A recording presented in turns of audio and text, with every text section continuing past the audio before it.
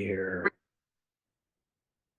So good to have you here in person. Anybody who might be joining us on the recording later on, turn in your question book to page 29 from 1 to 2, and we'll join in that prayer together.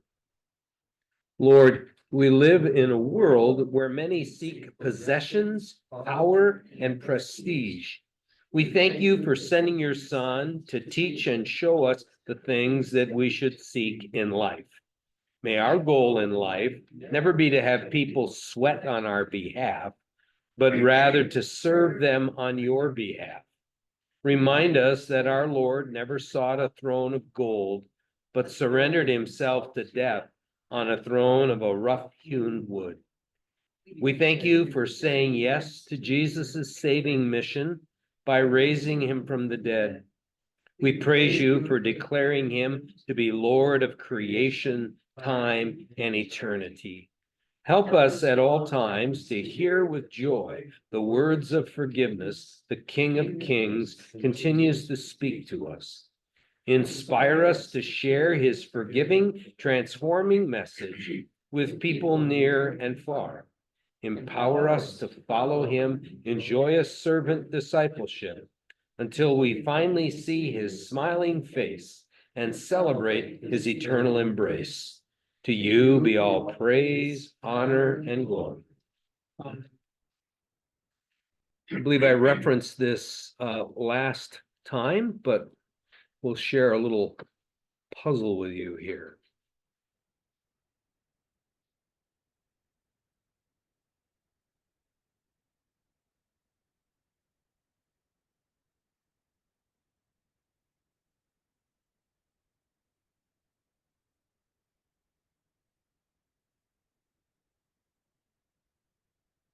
What's the problem? Oh, it's 19. Yeah, he's calling it World War I when there was only one great war prior to. Right. So the date supposedly 1933.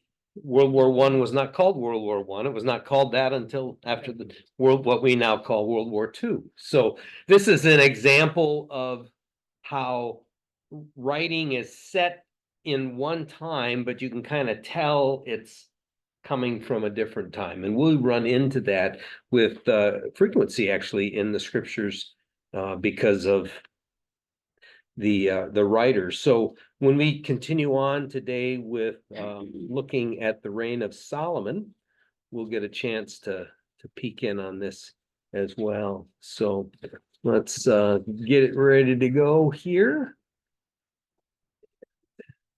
I have no idea if those control things show up on the screens, but let's go to page 64 in the lesson from last time. We only had one illustration, so we'll leave that up. But if someone wants to read 15a. The narrative outline of David's reign is detailed and complex.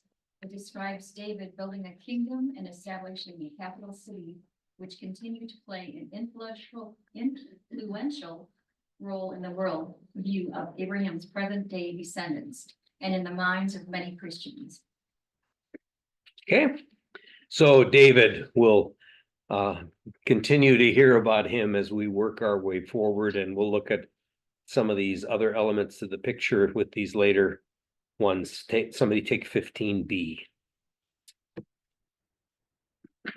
After Saul lost his life in the battle of Gilboa, the elders of Judah anointed David as their king, with his first capital at Hebron in the center of Judah.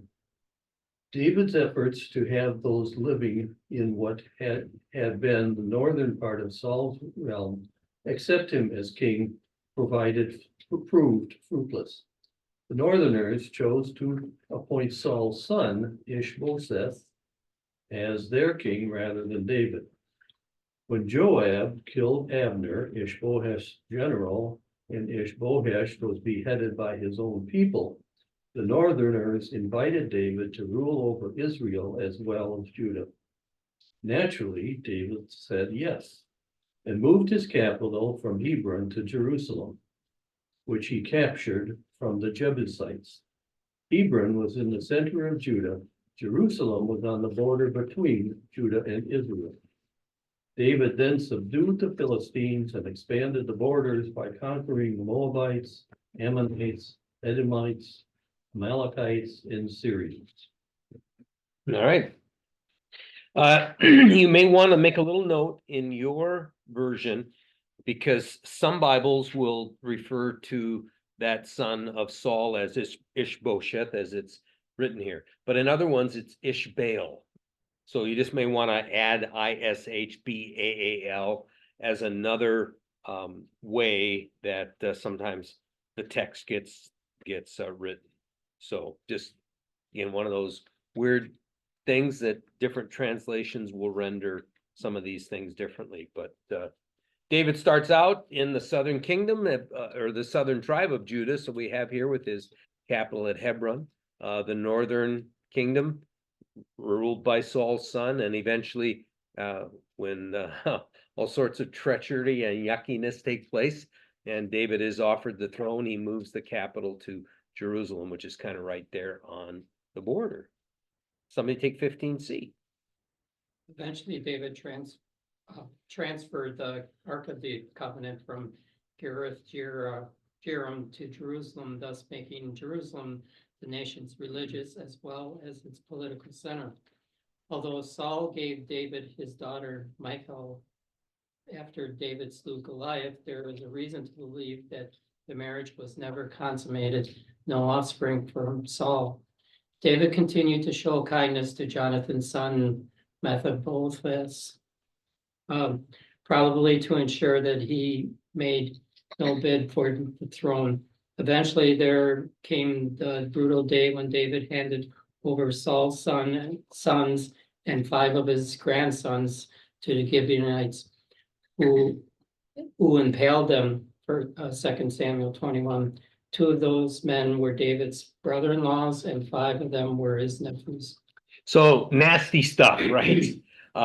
We've referenced that in other places. We'll continue to bump into that, and it doesn't explain away anything, but you may keep these things in mind when you hear about goings on in other parts of our world, and sometimes closer to home.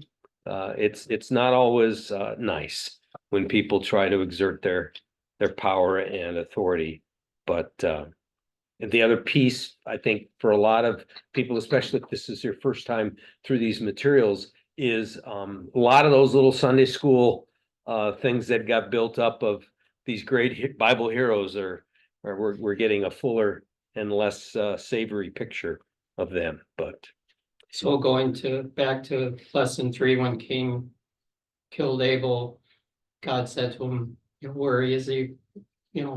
What is that to me? Am I my brother's keeper?" It was, "Yes, you are." So all of this is going on. Doesn't that apply anymore? yeah, right. And it's Does it apply to it? well, that's part of what's so scary, is that this is not just old time stuff that happened in far off places. This happens still in many places today, and we live in a world where the power is often demonstrated by crushing your enemies and trying to lay heavy-handed on people, and it describes an unpleasant reality of life. And I think it also, and we didn't really mention this, but I think it becomes important to kind of look at this thing, if you will, from heaven's perspective, in the sense of how messed up and serious sin is. And that, there but for the grace of God go we sometimes. It's often it doesn't mean you can't be critical, or, it doesn't mean you have to like all this stuff. And I think I shared that with you some lessons ago, that I remember who it was anymore, but someone once just kind of said, well, you know, Jeff, you don't have to like everything you're reading the Bible. And that was kind of freeing because I thought, well, I'm supposed to love every word. You kind of, well, not necessarily, right? You love the author, but you don't love necessarily the reality of what the author's conveying sometimes as God inspired people to write. And at the same time, it's pretty fascinating. We'll get this with our lesson today. It's pretty fascinating that the Bible is as forthcoming as it is with these matters, rather than kind of whitewashing everything and making it look great. I mean, again, that for me helps to undergird why I can have trust and confidence in the scriptures. Because if it was all the nasty stuff was sort of covered over, that's like, well, that's what fairy tales are, right? Those are what legends are. But this is realistic stuff, and it gets messy and messed up. So somebody can take the next one.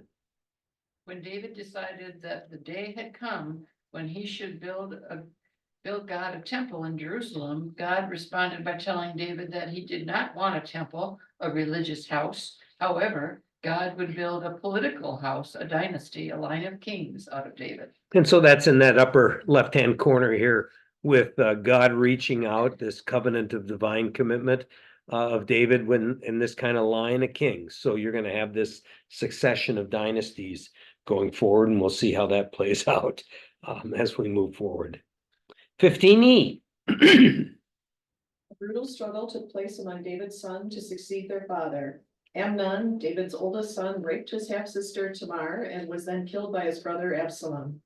Absalom's son, too, eventually cried revolt in the hope of attaining the throne of Israel, but was eventually killed by David's general and his own cousin Joab. When David finally became old and possibly was found to be sexually impotent, Adonijah, son 3, made his bid for the throne. Adonijah was supported in this move by Joab and the priest Abiathar, but was upstaged by Bathsheba and the prophet Nathan, who contrived to convince David that he had promised the throne to Solomon. Just prior to his death, David gave instructions for Solomon to be anointed as his successor.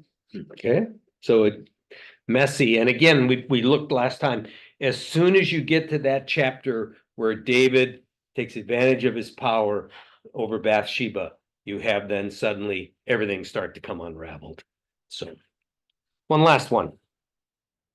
In his last recorded words in 1 Kings chapter 2, verses 1 through 9, David exhorted Solomon to walk in the ways of the Lord and to do what was right. And then finally asked Solomon to kill Joab and also Shimei, a Benjamite who had cursed him when he fled from Absalom, and whom David had assured that he would never harm. Soon after Solomon came to power, he had Adonijah, Joab, and Shimei killed, and Abiathar the priest who had supported Adonijah sent into exile. And with that, we will move into our lesson. So take a peek, if you will, and we're going to actually spend quite a bit of time here just in the text. So I'm going to drop the screen for a little bit. And let's jump to 1 Kings chapter 2.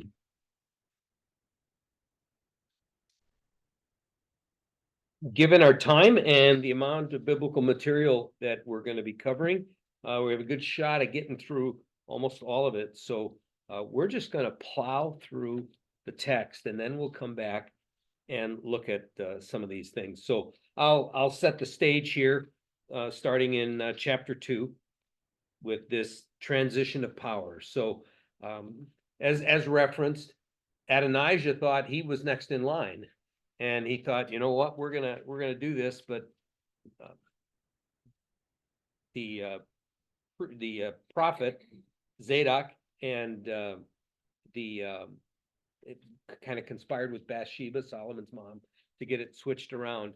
And so here we go, chapter 2. When David's time to die drew near, he charged his son Solomon, saying, I'm about to go the way of all the earth. Be strong, be courageous, and keep the charge of the Lord your God. walking in his ways and keeping his statutes, his commandments, his ordinances, and his testimonies, as it is written in the law of Moses, so that you may prosper in all that you do and wherever you turn. So again, that be strong, courageous. We saw that back with Joshua, and this is this carrying on with, again, your translation may be a little different, but walking in his ways, keeping his statutes, his commandments, his ordinances. Well, however your Bible translates those, you're going to go back and look in Deuteronomy, and it's going to be that exact same language. So you see that influence going forward.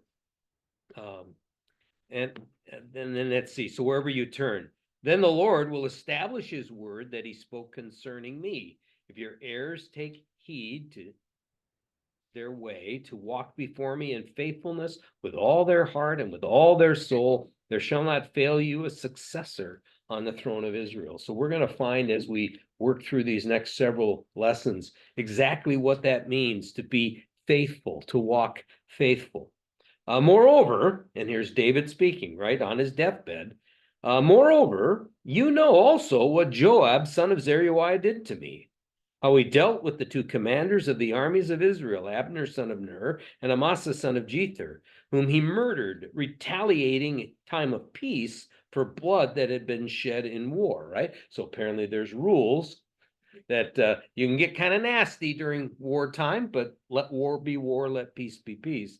And putting the blood of war on the belt around his waist and on the sandals on his feet. Act therefore according to your wisdom, but do not let his gray head go down to Sheol in peace. Huh? What's he telling him? Take him out, right?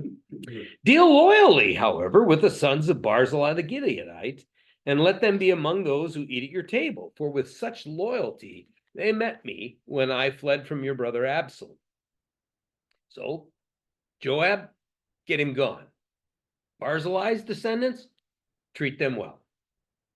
There's also with you Shimei, son of Gera, the Benjaminite from Bahurim, who cursed me with a terrible curse on the day when I went to Mahanaim. But when he came down to meet me at the Jordan, I swore to him by the Lord, I, emphasis on I will not put you to death with the sword.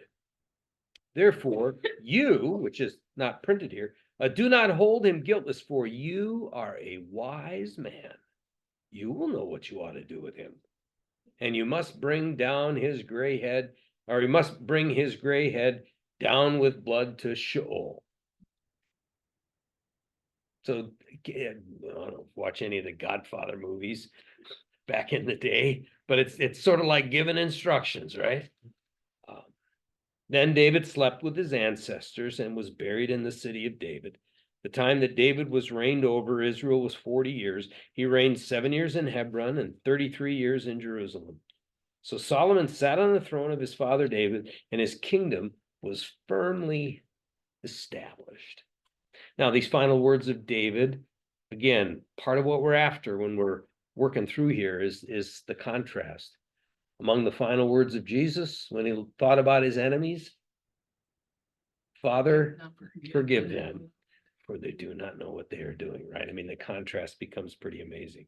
But that little phrase that the kingdom was firmly established is going to get repeated at the end of this chapter.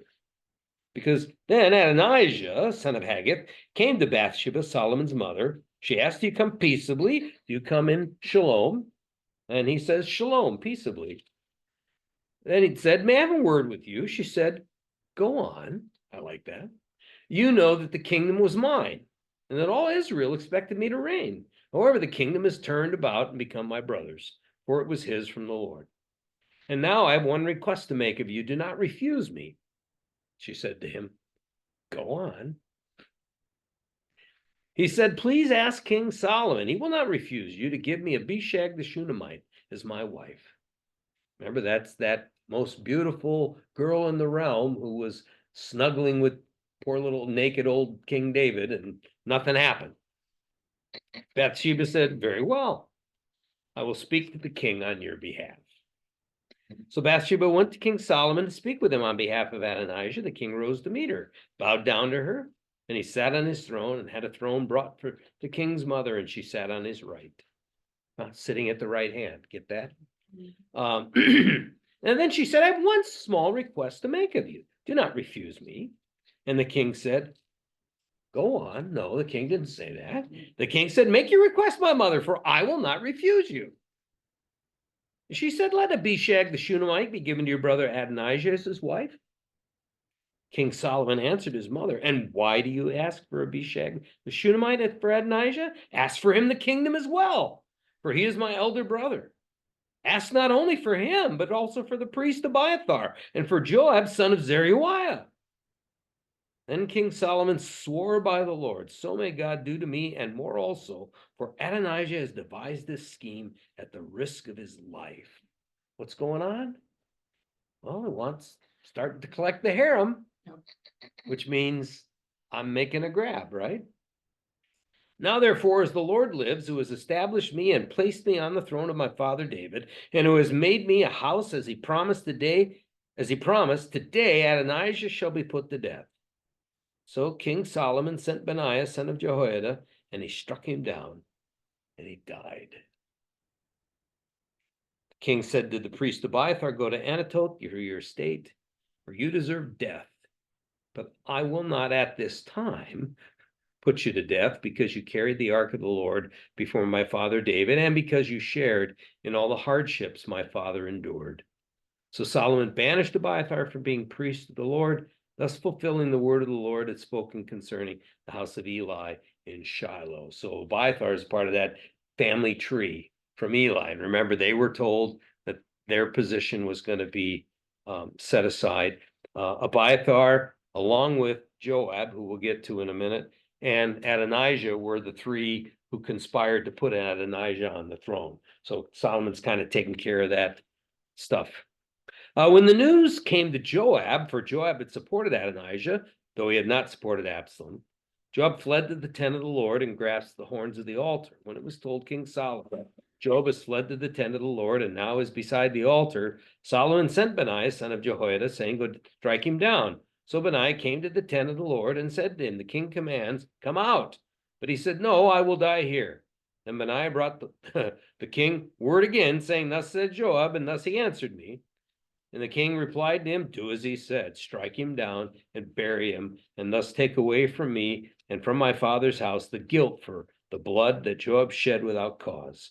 The Lord will bring back his bloody deeds on his own head, because without the knowledge of my father David, he attacked and killed with the sword 2 men more righteous and better than himself, Abner, son of Ner, commander of the army of Israel, and Amasa, son of Jether, commander of the army of Judah.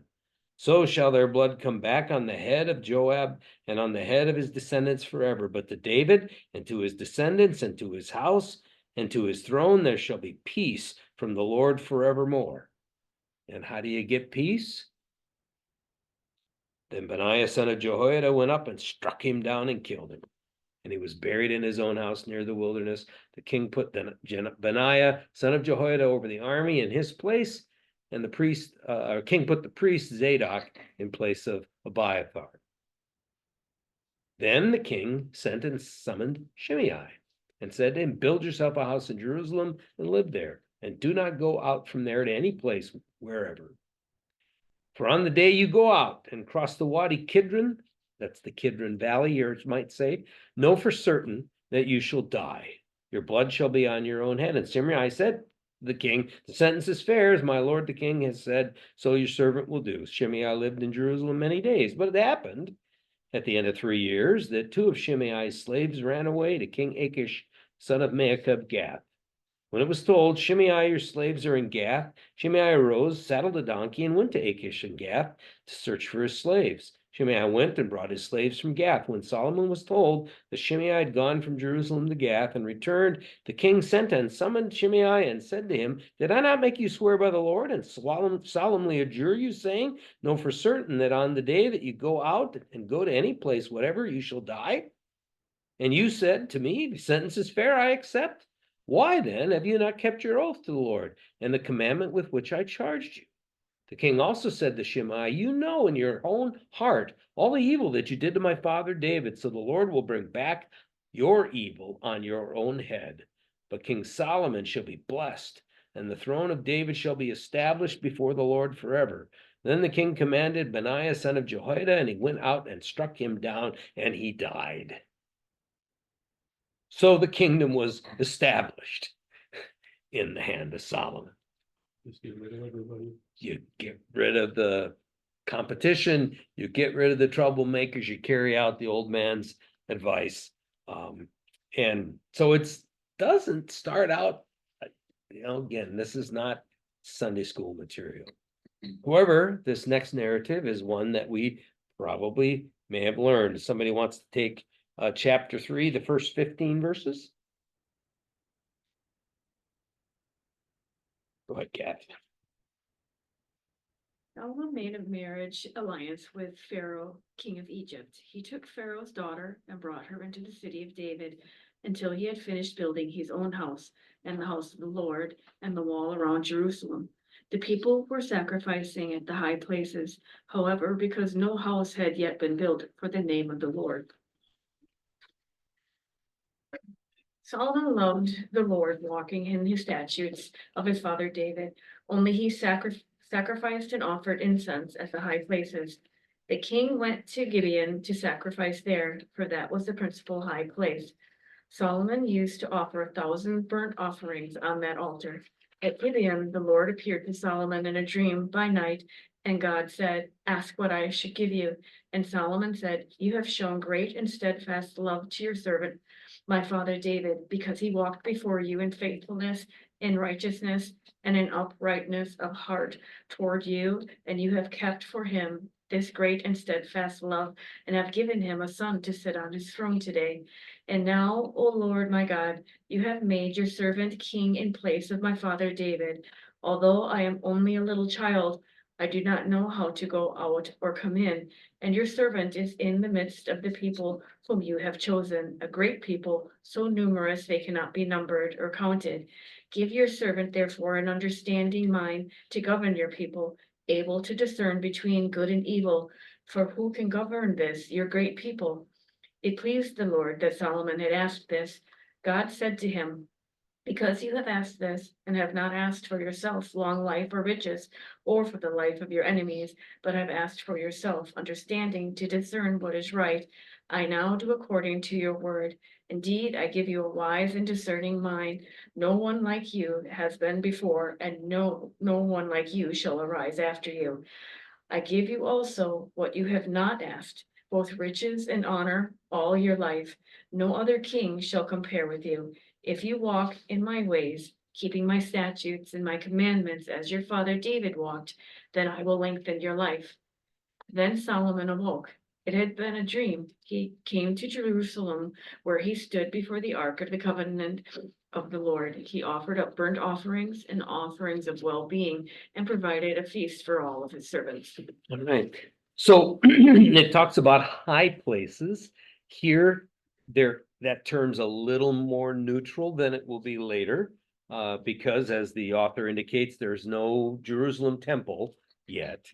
And so we'll find as we follow along in the narrative that there become places where the offerings and sacrifices are lifted up to God.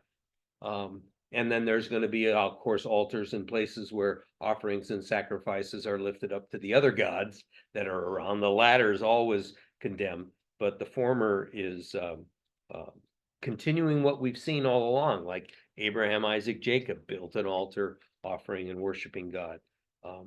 But here the king goes to Gibeon. That's the principal high place, prays for wisdom. And the first thing he does after the prayer is answered is verse 15, he goes to Jerusalem before the ark and offers up a burnt offering. So you're going to get that connection of Jerusalem being ultimately the only legitimate place to offer sacrifices. And then the second half of chapter 3, probably a story you and I did learn in Sunday school, although I think they left out the occupation of the ladies. I just don't remember that, but could just be I don't remember. But somebody want to finish chapter 3? Later, two women who were prostitutes came to the king and stood before him.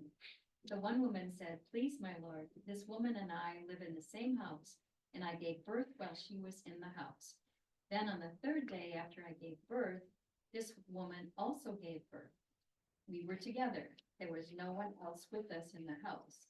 Only the two of us were in the house. Then this woman's son died in the night because she lay on him. She got up in the middle of the night and took my son from beside me while your servant slept. She laid him at her breast, and I laid her dead son at her breast. And laid her dead son at her breast. When I rose in the morning to nurse my son, I saw that he was dead. But when I looked at him closely in the morning, clearly it was not the son I had born. But the other woman said, "No, the living son is mine, and the dead son is yours." The first said, "No, the dead son is yours, and the living son is mine." So they argued before the king. Then the king said, "The one says, 'This is my son that is alive, and your son is dead,' while the other says, 'Not so, your son is dead, and my son is the living one.'" So the king said, "Bring me a sword." And they brought a sword before the king. The king said, "Divide the living boy in two, then give half to the one and half to the other." But the woman whose son was alive said to the king, because compassion for her son burned within him, "Please, my lord, give her the living boy. Certainly do not kill him." The other said, "It shall be neither mine nor yours, divide it." Then the king responded, "Give the first woman the living boy. Do not kill him. She is his mother." All Israel heard of the judgment that the king had rendered, and they stood in awe of the king because they perceived that the wisdom of God was in him to execute justice. And so if we were all minions, we'd go. "Ooh." Yeah. Yeah, you remember this story from Sunday, right? I think we, at least in my Sunday school years, this was one of the stories passed on that showed that wisdom, right? It's Pretty, actually a pretty. movie on Netflix. Really? Okay, there you go. Extracurricular assignment. Watch the Netflix movie, but yeah, sort of this argument back and forth, kind of interesting. I just looked in the King James Version. They were harlots. Harlots, yeah, see, that's a different way of describing it, but it is sort of interesting, isn't it? How many times people with that profession have shown up in the text. And what becomes a little more challenging as you go forward is because then there will be temple prostitutes who that are pertaining to the fertility religions that are all around the Israelites. But then, of course, there's just what do they call it? The oldest profession of all. And so it's not always easy to discern. Are we talking, it even sounds funny to say this, are you talking about legitimate prostitutes? Who are conducting and providing a service, shall we say, versus those that are involved in the religious rituals of the idolatrous religions around. And anyway, but yeah, certainly not Victorian England, right? With things like that. Well, what comes next is a section where we get in chapter 4 a kind of a listing, at least at the beginning, of Solomon's staff and the way he governs. And do we have a brave soul who wants to deal with all those names? Or no? Okay. King Solomon was king over all Israel, and these were his high officials. Azariah, son of Zadok, was the priest.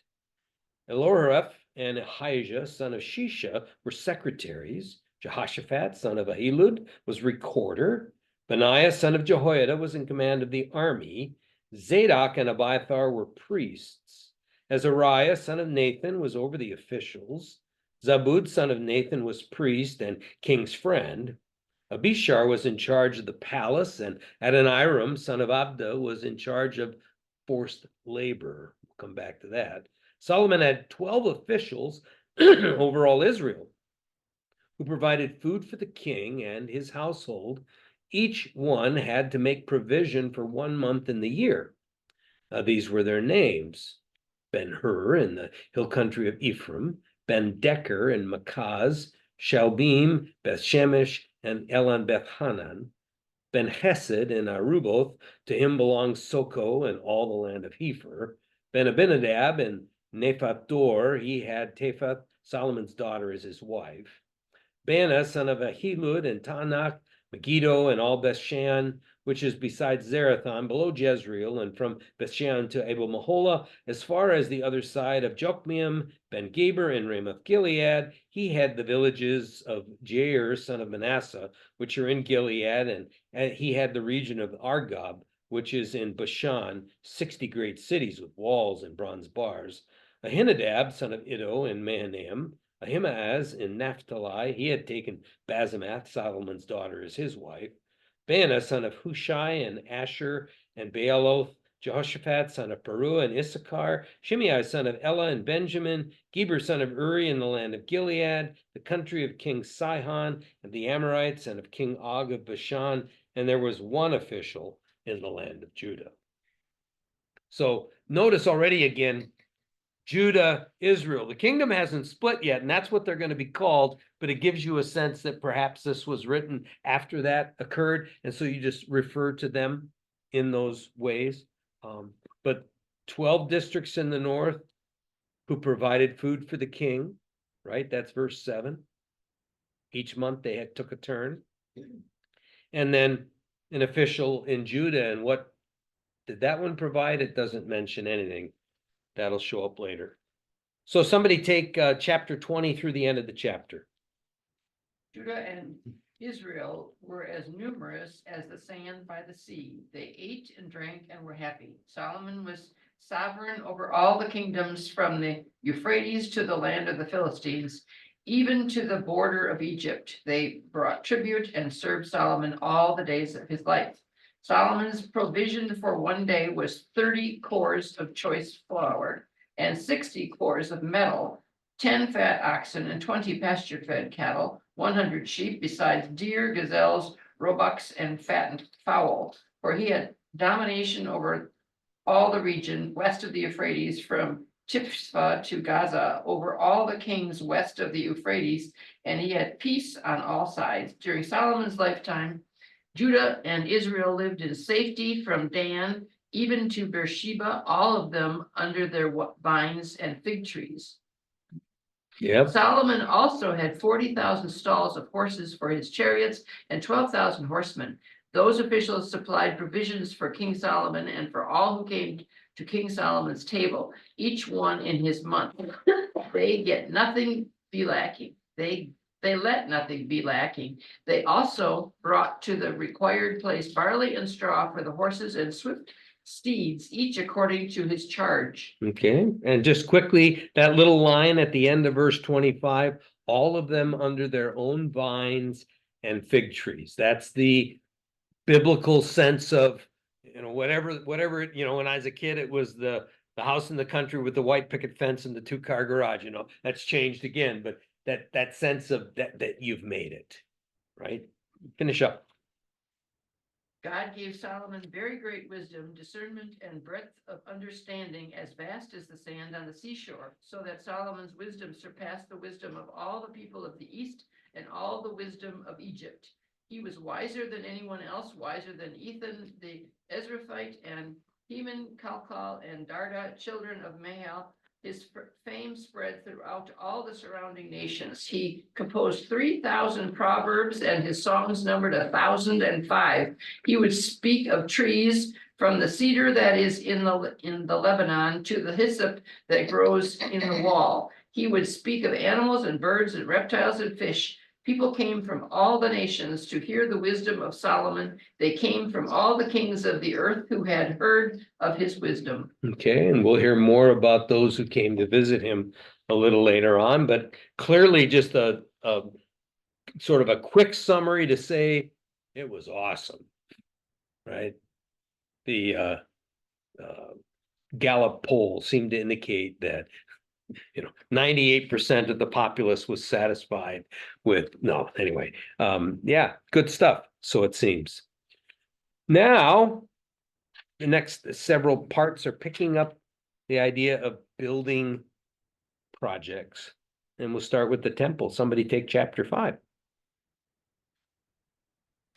King Hiram of Tyre had always been a loyal friend of David. When Hiram learned that David's son Solomon was the new king of Israel, he sent ambassadors to congratulate him. Then Solomon sent this message back to Hiram. You know that my father David was not able to build a temple to honor the name of the Lord his God because of the many wars waged against him by surrounding nations. He could not build until the Lord gave him victory over all his enemies. But now the Lord my God has given me peace on every side. I have no enemies and all is well. So I am planning to build a temple to honor the name of the Lord my God, just as he had instructed my father David. For the Lord told him, your son, whom I will place on your throne, will build the temple to honor my name. Therefore, please command that cedars from Lebanon be cut for me. Let my men work alongside yours, and I will pay your men whatever wages you ask. As you know, there is no one among us who can cut timber like you Sidonians. When Hiram received Solomon's message, he was very pleased and said, praise the Lord today for giving David a wise son to be king of the great nation of Israel. Then he sent this reply to Solomon. I have received your message and I will supply all the cedar and cypress timber you need. My servants will bring the logs from Lebanon mountains to the Mediterranean Sea and make them into rafts and float them along the coast to whatever place you choose. Then we will break the rafts apart so you can carry the logs away. You can pay me by supplying me with food for my household. So Hiram supplied as much cedar and cypress timber as Solomon desired. In return, Solomon sent him an annual payment of 100,000 bushels of wheat for his household and 110 gallons of pure olive oil. So the Lord gave wisdom to Solomon, just as he had promised, and Hiram and Solomon made a formal alliance of peace. Then King Solomon conscripted a labor force of 30,000 men from all Israel. He sent them to Lebanon in shifts, 10,000 every month, so that each man would be 1 month in Lebanon and 2 months at home. A was in charge of his labor force. Solomon also had 70,000 common laborers, 80,000 quarry workers in the hill country, and 3,600 foremen to supervise the work. At the king's command, they quarried large blocks of high quality stone and shaped them to make them foundations of the temple. Then from the city of Gabal Then from the city of Gabal helped Solomon and Hiram's builders prepare the timber and stone for the temple.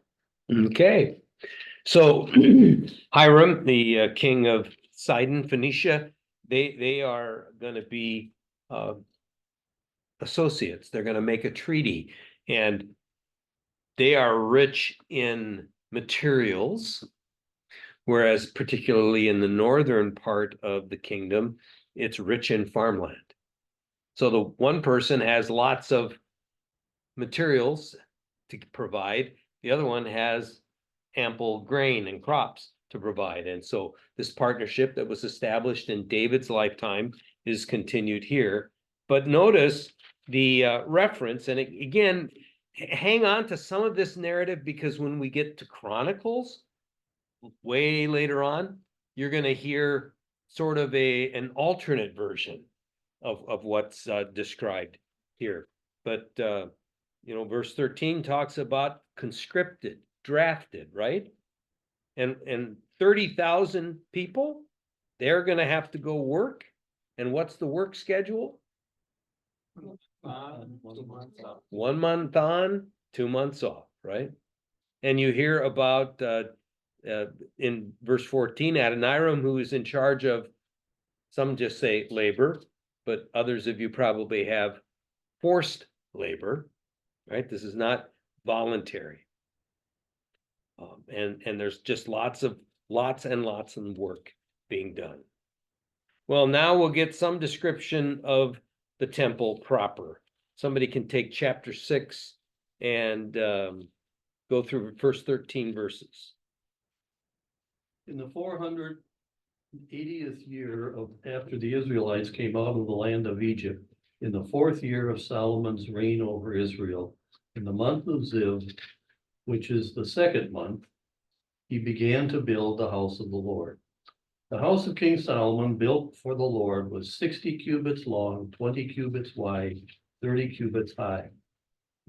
The vestibule in front of the nave of the house was 20 cubits wide across the width of the house. Its depth was 10 cubits in front of the house. For the house, he made windows with recessed frames. He also built a structure against the wall of the house, running around the walls of the house, both the nave and the inner sanctuary, and he made side chambers all around. The lowest story was 5 cubits wide, the middle one was 6 cubits wide, and the third was 7 cubits wide. For around the outside of the house, he made offsets on the wall in order that the supporting beams should not be inserted into the walls of the house. The house was built with stone finished in the quarry, so that neither hammer nor axe nor any tool of iron was heard in the temple while it was being built. The entrance for the middle story was on the south side of the house. One went up by winding stairs in the middle of the story, and from the middle of the story to the third. So he built the house and finished it. He roofed the house with beams and planks of cedar. He built a structure against the whole house, story 5 cubits high, and it was joined to the house with timbers of cedar. Now the word of the Lord came to Solomon. Concerning this house that you are building, if you will walk in my statutes, obey my ordinances, and keep all my commandments by walking in them, then I will establish my promise with you, which I made with your father David. I will dwell among the children of Israel and will not forsake my people Israel. So Solomon built a house and finished it. I'll stop you there for just a minute. So a cubit is roughly 1.5 feet. So something that's 10 cubits wide. Yeah, it literally, it's from your elbow to your, I mean, that was the measurement that you'd use. And then they'd have an extra, it's a couple little variations of that. But so something that's 10 cubits wide is 15 feet across that we would measure by our sort of foot system rather than meters and stuff like that. But so they're building this temple, and notice then in verse 12 it talks about, God says, if you walk in my statutes, my ordinances, commandments, you're gonna have the same words that you had at the beginning, again, that you have in Deuteronomy. Go ahead, keep going. He lined the walls of the house on the inside with boards of cedar from the floor of the house to the rafters of the ceiling. He covered them on the inside with wood and covered the floor of the house with boards of cypress.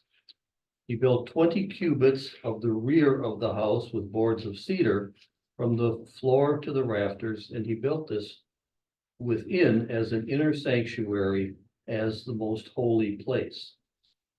The house that is the nave in front of the inner sanctuary was 40 cubits long. The cedar within the house had carvings of gourds, open flowers. All was cedar, no stone was seen. The inner sanctuary he prepared in the innermost part of the house to set there the Ark of the Covenant of the Lord. The interior of the inner sanctuary was 20 cubits long, 20 cubits wide, and 20 cubits high. He overlaid it with pure gold.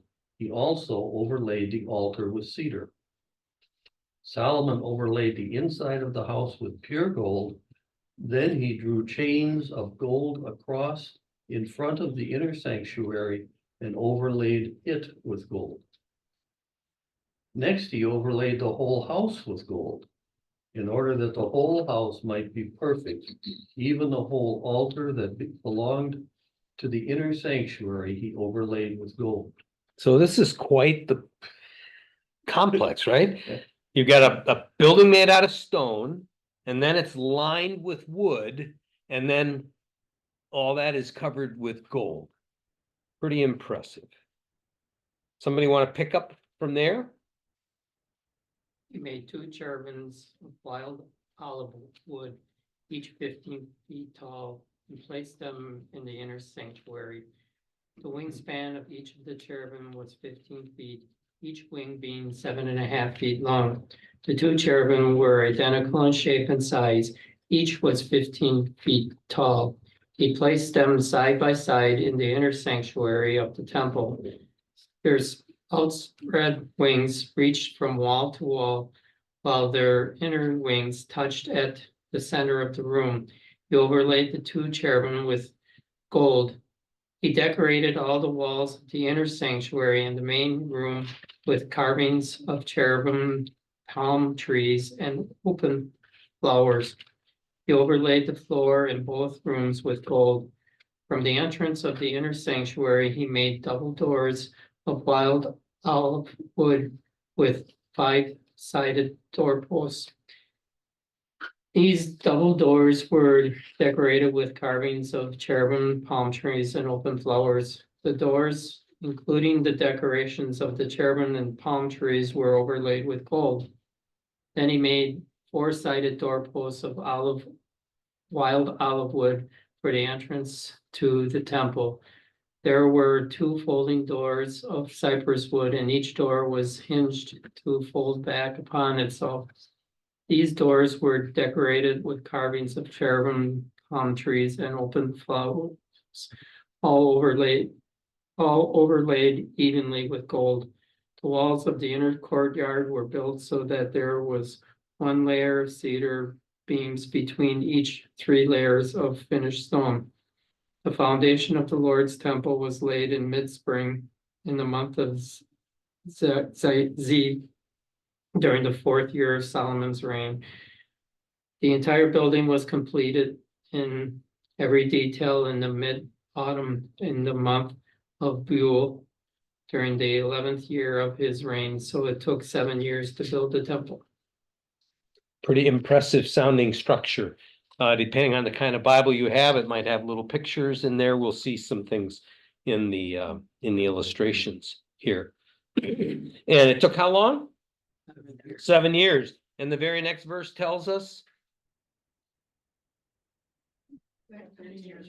he spent 13 years on his own stuff, right? Kind of interesting. So somebody go ahead, first 12 verses of chapter 7. It took Solomon 13 years, however, to complete the construction of his palace. He built the palace of the forest of Lebanon in 100 cubits long, 15 wide, and 30 high, with 4 rows of cedar columns supporting trimmed cedar beams. It was roofed with cedar above the beams that rested on the columns, 45 beams, 15 to a row. Its windows were placed high in sets of 3 facing each other. All the doorways had rectangular frames. They were in the front part of the sets of 3 facing each other. He made a colonnade 15 cubits long and 30 wide. In front of it was a portico, and in front of that were pillars in an overhanging roof. He built the throne hall, the hall of justice, where he was to judge, and he covered it with cedar from floor to ceiling. And the palace in which he was to live, set further back, was similar in design. Solomon also made a palace like this hall for Pharaoh's daughter, whom he had married. All these structures, from the outside to the great courtyard and from foundation to eaves, were made of blocks of high-grade stone cut to size and smoothed on their interior and outer faces. The foundations were laid with large stones of good quality, some measuring 10 cubits and some 8. Above were high-grade stones cut to size and cedar beams. The great courtyard was surrounded by a wall of 3 courses of dressed stone and 1 course of trimmed cedar beams, as was the inner courtyard of the temple of the Lord with its portico. Okay, pretty impressive. By the way, when we get to the New Testament, we read about the temple that King Herod built, right? This talks, for example, in verse 6 about these pillars, 50 cubits long, 30 cubits wide. Herod's got one that's 1,500 cubits by 1,000. So you get an idea of this massive ego that Herod the king had in the building of this massive temple complex. But what Solomon's doing is pretty impressive. When, It's larger than what he built for the Lord, though. Yes. Oh, yeah, Mhm. yeah. Because he built for the Lord. 60 long, 20 wide, he built for himself, 100 long and 50 wide. And for his Egyptian bride too. Yeah. What were you gonna say? When Jesus died in the temple, curtain was torn. Yes. Is that this temple or? Nope, this temple will be destroyed by the Babylonians. And so they'll build another temple when they come back from exile. But then that temple will be dismantled and King Herod will build a third one. And it's that third temple when we get to Jesus. Okay. But yeah, good questions. And anything else so far? He didn't overlay anything with gold though in his house. No, true enough. True enough. So, all right, now we're gonna get a chance to meet some more people and some more of the articles and items that are made. Somebody want to have some fun with say 13 through 22?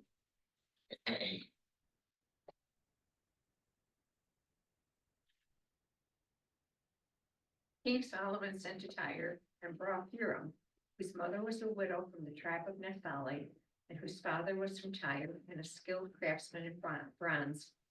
Huram was filled with wisdom, with understanding, and with knowledge to all kinds of bronze work. He came to King Solomon and did all the work assigned to him. He cast 2 bronze pillars, each 18 cubits high and 12 cubits in diameter. He also made 2 capitals of cast bronze to set on the tops of the pillars. Each capital was 5 cubits high.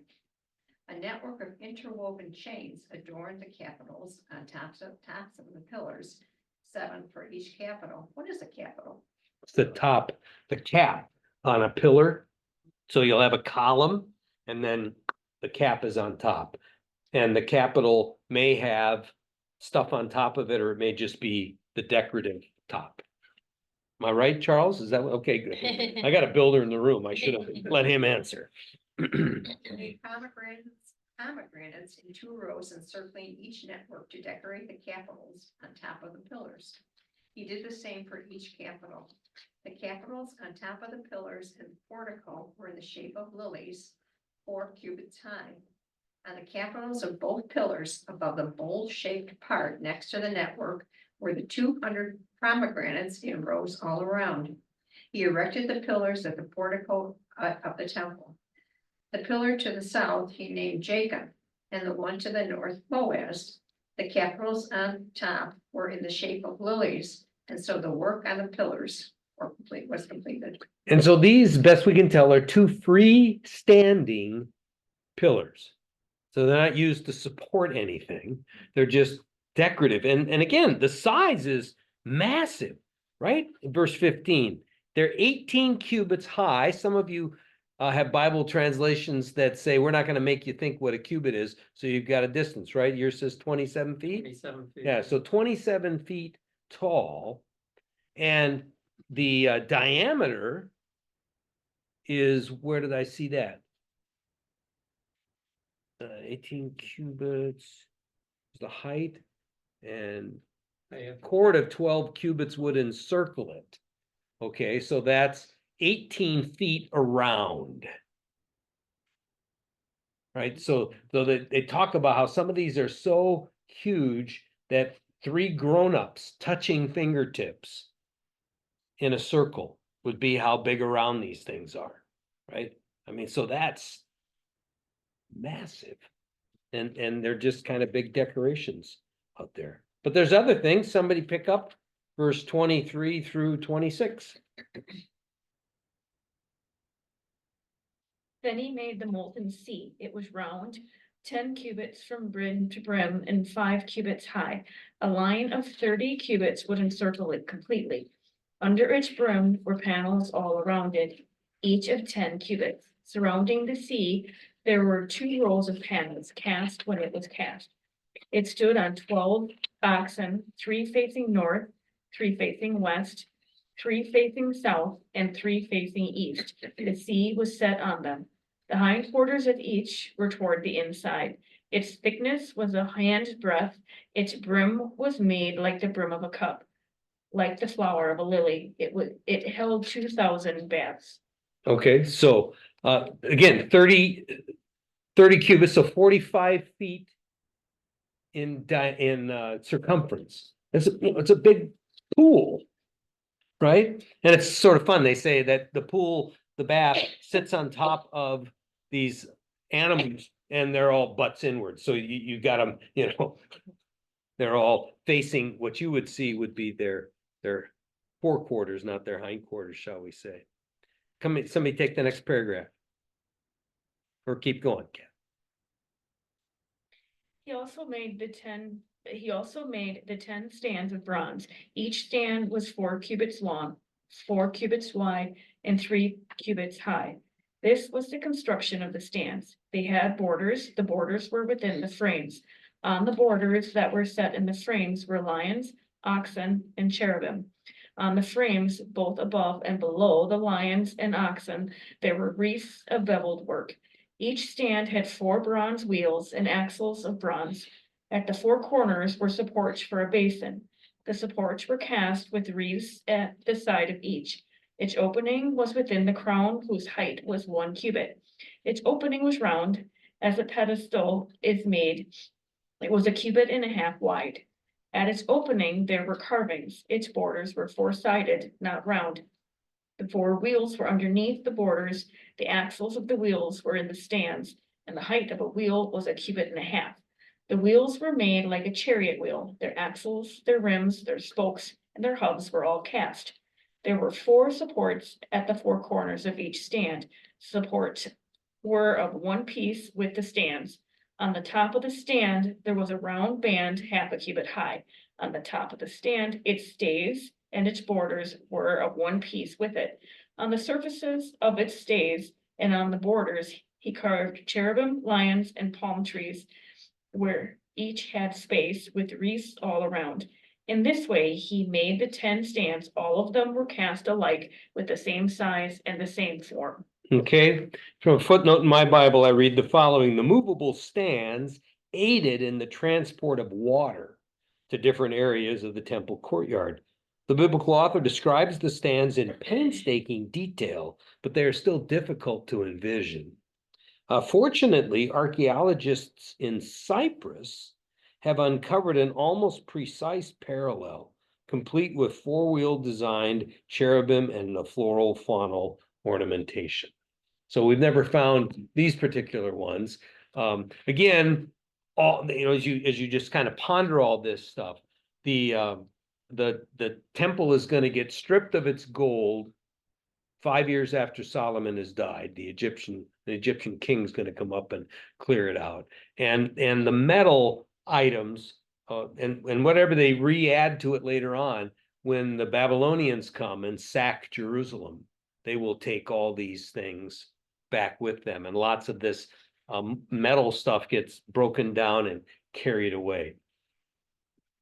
Per human history, if you've ever, I don't know if anybody's ever had a chance to be over in England and go to the British Museum, but in the British Museum, there's fantastic artifacts from all over the world. Well, remember, the British Empire was dominant in so many places.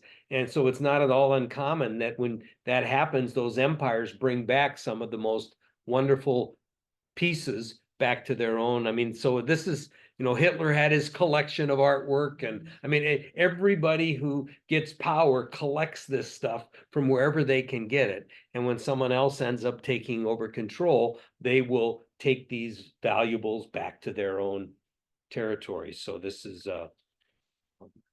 lots of interesting things. Well, you're going to get basins and pots and shovels and all of these different things that get made. And ultimately, at the end of chapter 7, it says, "Thus all the work that King Solomon did on the house of the Lord was finished. Solomon brought in the things that his father David had dedicated, the silver, the gold, the vessels, and stored them in the treasuries of the house of the Lord." So temples become not only a place where worship and sacrificial rituals happen, but they become, if you will, the central bank of the power that be. And so they have these storage rooms that get used to store this stuff up. So it's kind of like a vault in a way. It's also a temple. So we'll jump ahead to chapter 8 because one of the more beautiful things that pertains to Solomon's reign is this whole dedication of the temple. Would someone be so kind as to read the first? Yeah, you got a Before question? you, Yes. wasn't it after the Israelites left Egypt? That if they took any gold, they weren't to take any gold from a town that they conquered or not? That was in Jericho that they were to devote everything to destruction, but in others of the campaigns, you were allowed to collect the valuables, so to speak. So, but so again, human beings, this is what we do. You see videos of towns in which there's some kind of disaster, be it flood, tornado, storms, and then very often the news media picks up, video of people running into stores and running out with, I mean, we do this, loot. Yeah, but so they're collecting all of these things and many of them set aside for religious purposes, but later on, when we get to the return from exile, which I don't think we get that until next year, but anyway, when we get back to the return from exile, we'll hear about how King Cyrus goes into his royal treasury and starts digging up the items that had been taken, looted from Jerusalem, and they give them back to the people who are heading back to Jerusalem to reestablish the temple. So, when you're boss, you get to collect whatever you want and you store it up, and whoever has the most toys wins, right? Kind of that game, but anyway, let's keep rolling. 8, 1 through 13. Solomon then summoned the leaders of all the tribes and families of Israel to assemble in Jerusalem. It were to bring the Ark of the Lord's covenant from its location in the city of David, also known as Zion, to its new place in the temple. They all assembled before the king at the annual festival of shelters in early autumn. When all the leaders of Israel arrived, the priests picked up the ark. Then the priests and Levites took the ark of the Lord, along with the tabernacle and all its sacred utensils, and carried them up to the temple. King Solomon and the entire community of Israel sacrificed sheep and oxen before the ark in such numbers that no one could keep count. Then the priests carried the ark of the Lord's covenant into the inner sanctuary of the temple, the most holy place, and placed it beneath the wings of the cherubim. The cherubim spread their wings over the ark, forming a canopy over the ark and its carrying poles. These poles were so long that the ends could be seen from the front entrance of the temple's main room, the holy place, but not from outside it.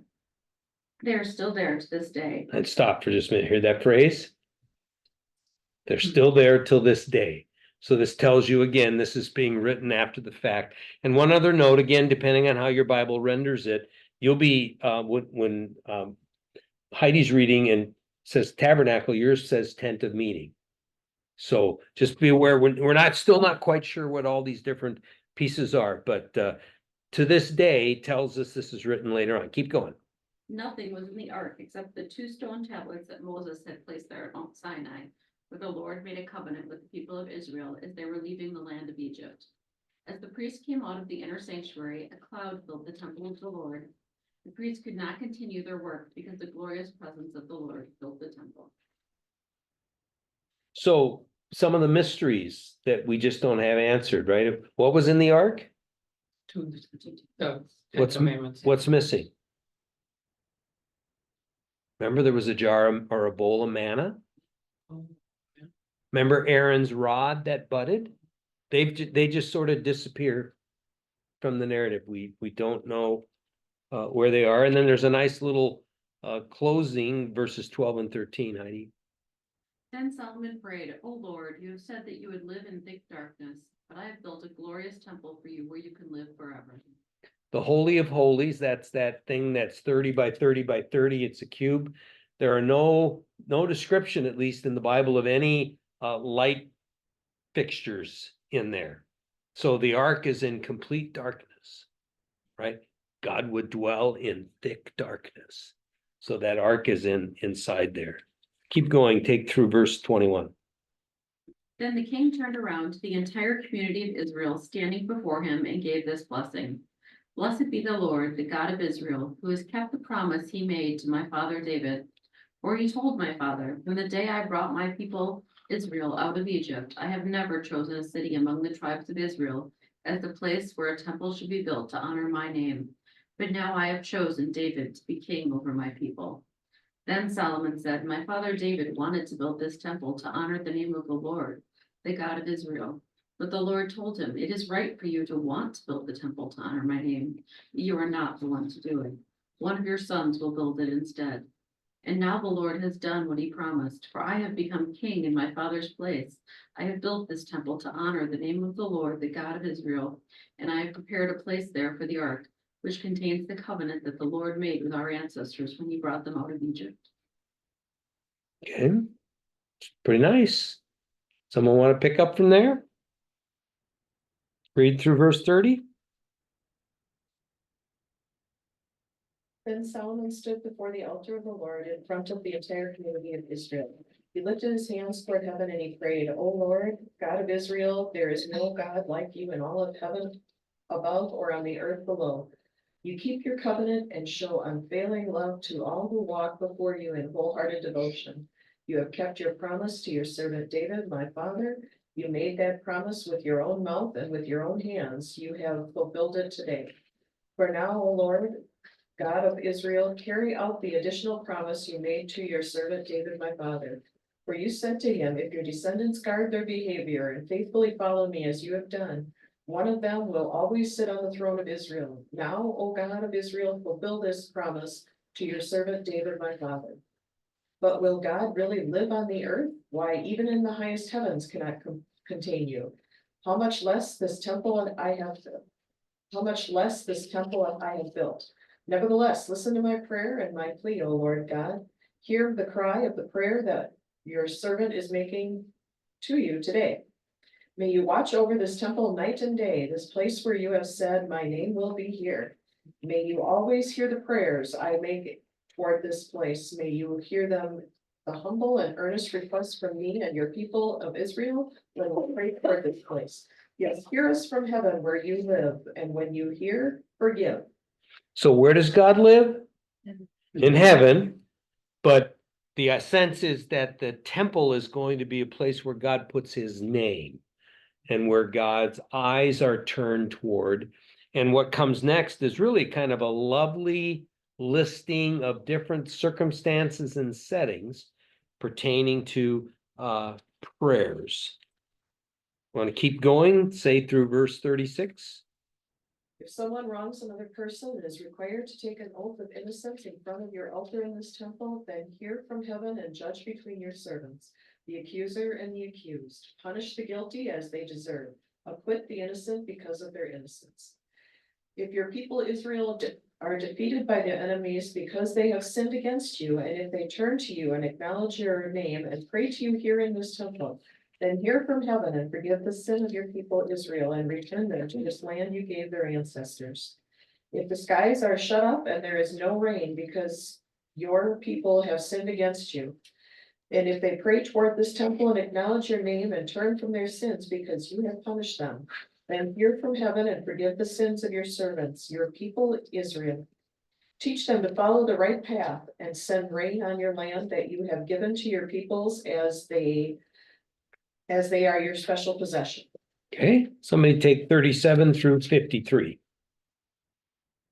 If there is famine in the land, if there is plague, blight, mildew, locust, or caterpillar, if their enemy besieges them in any of their cities, whatever plague, whatever sickness there is, whatever prayer, whatever plea there is from any individual or from all your people Israel, all knowing the afflictions of their own hearts, so that they stretch out their hands toward the house, towards this house.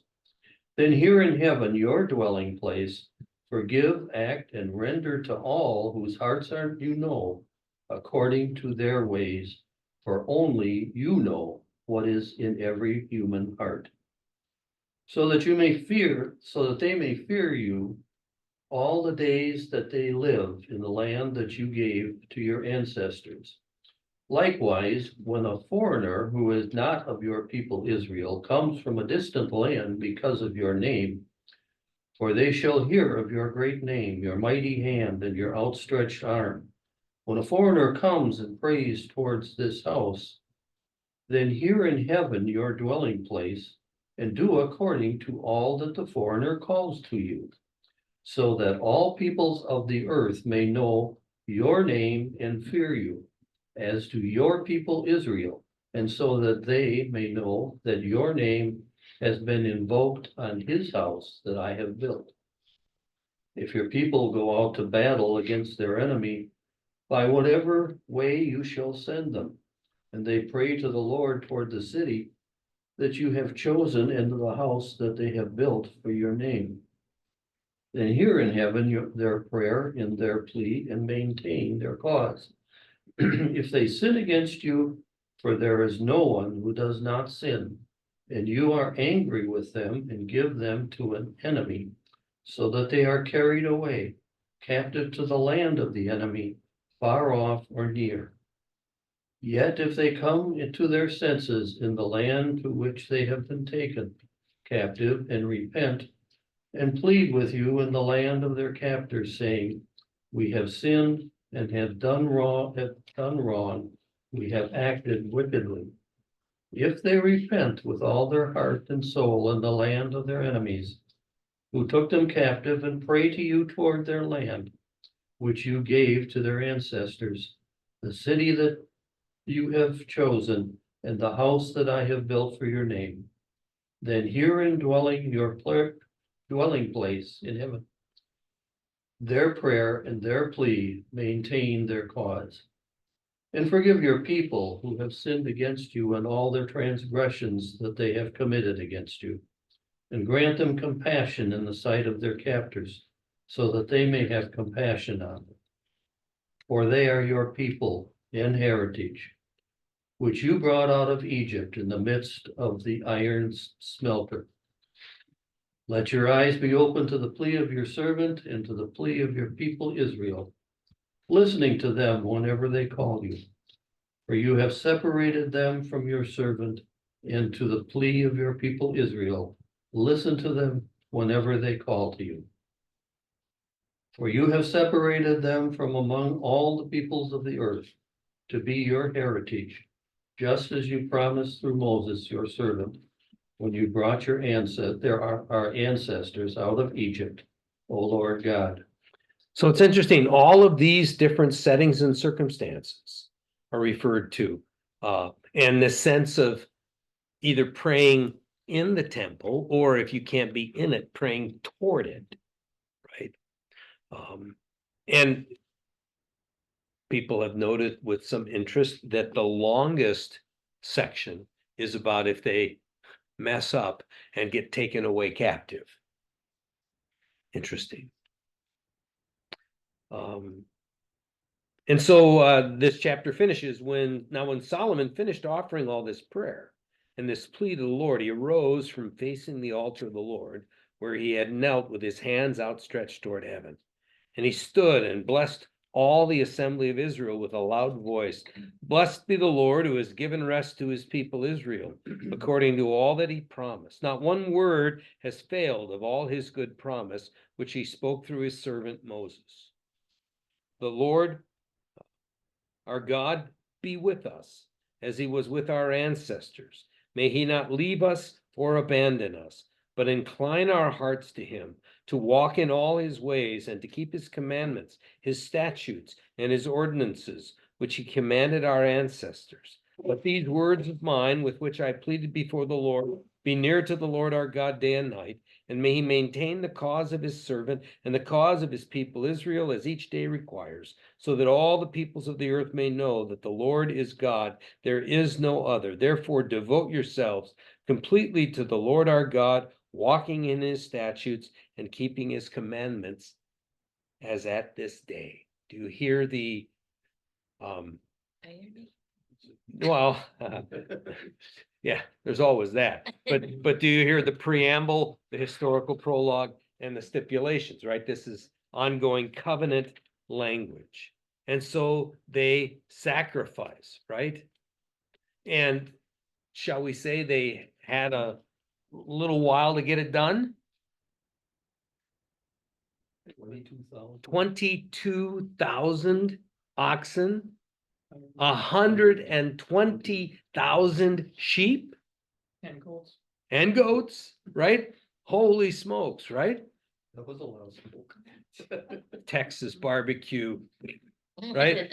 They got nothing on the big barbecues of the South that they claim, right? But they do this, and it mentions, of course, 64, that same day the king consecrated the middle of the court that was in front of the house of the Lord, for there he offered the burnt offerings and grain sacrifices and the fat pieces of the sacrifices of well-being, because the bronze altar that was before the Lord was too small, right? I mean, they had to expand out, they had to take it outside, so to speak, to get a shot at this. And then it says he held this festival at that time, and all Israel with him, a great assembly. And from Lebo-Hamath to the Wadi of Egypt, before the Lord 7 days. On the 8th day, he sent the people away, and they blessed the king and went to their tents, joyful and in good spirits, because of all the goodness that the Lord had shown to his servant David and to his people Israel. So there's this massive celebration. And remember, the individual sacrifices that are done, a portion of those go to the priests. You know, that's how they sort of earn their living. But in this case, you get the sense that this massive sacrifice was done, and then everybody was recipients of that. And so the king foot the bill in this particular instance. And when they sacrificed like that, they didn't eat it, is that right? They didn't eat the sacrifices? They may, it's ambiguous. So it seems to me it's certainly possible that that food was used to feed this massive group of people over the next days, It because was such a tremendous waste, I'm Yeah. sorry. yeah. And so there's probably the sacrifices here are probably, you know, 100, how long would it take you to do 120,000 sheep? Right? I mean, it's going to take some time. And so it doesn't give us the specifics. So we have to kind of fill in the blanks here. But it talks about this happening over 7 and 8 days, so that they're probably doing this in series, and then the food is being sacrificed and then distributed for the people to eat.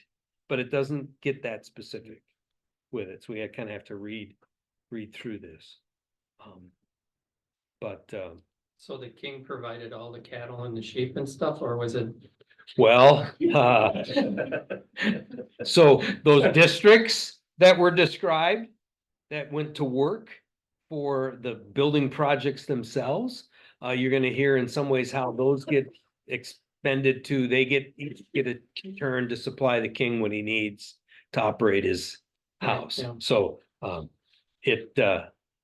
folks, it's all taxes.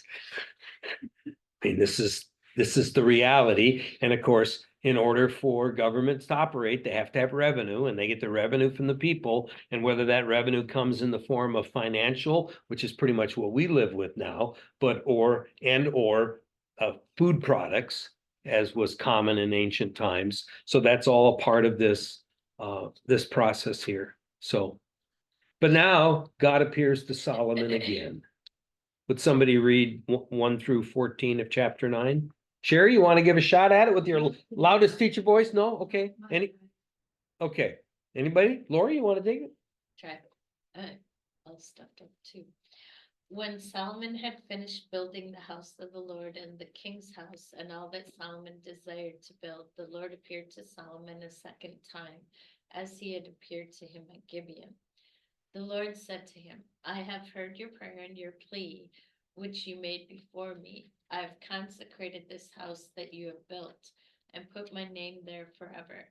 My eyes and my heart will be there for all time.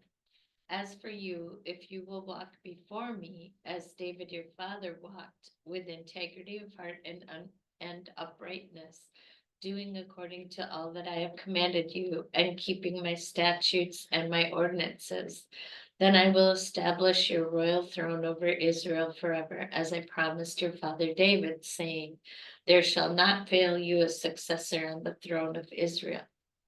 If you turn aside from following me, you or your children, and if you turn aside from following me, you or your children, and do not keep my commandments and my statutes that I have set before you, but go and serve other gods and worship them, then I will cut Israel off from the land that I have given them, and the house that I have consecrated for my name I will cast out of my sight.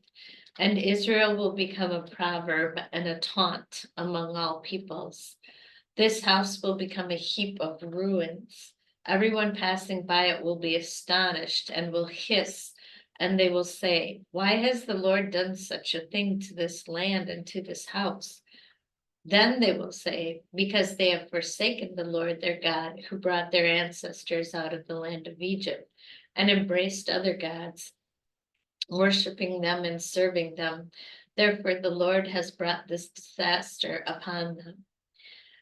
At the end of 20 years, in which Solomon had built the two houses, the house of the Lord and the king's house, King Hiram of Tyre, having supplied Solomon with cedar and cypress timber and gold, as much as he desired, King Solomon gave to Hiram 20 cities in the land of Galilee. But when Hiram came from Tyre to see the cities that Solomon had given him, they did not please him. Therefore he said, what kind of cities are these that you have given me, my brother? So they are called the land of Kabul to this day. But Hiram had sent to the king 120 talents of gold. Okay, so, couple pieces here. You hear this, if you follow what David did, everything's gonna be good. And we're thinking, why don't David? But what did David do? David worshiped one God, right? And so that's gonna be I've become convinced of this. But if you're not there yet, as we work through these subsequent chapters and lessons, you're gonna see how centering on Jerusalem, worshiping God in Jerusalem and no place else is sort of the standard that gets used. So that's one piece. The other piece is, as you sort of hinted at, it's like, there's some hypocrisy big time in here, right?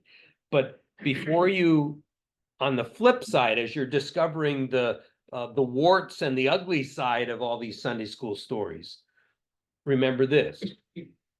That God, I'm looking at the camera as I say this too in part, that God will work with sinners who focus on him. And thank God. Right? I mean, we want to sometimes get self-righteous and write off these people who did these horrible, awful, rotten things, whatever they might be. But we got to own up to the fact that we're not overflowing with righteousness ourselves. And so be grateful that even in the midst of these ugly things, that we capture that truth, that as we turn in our hearts to God, he's there.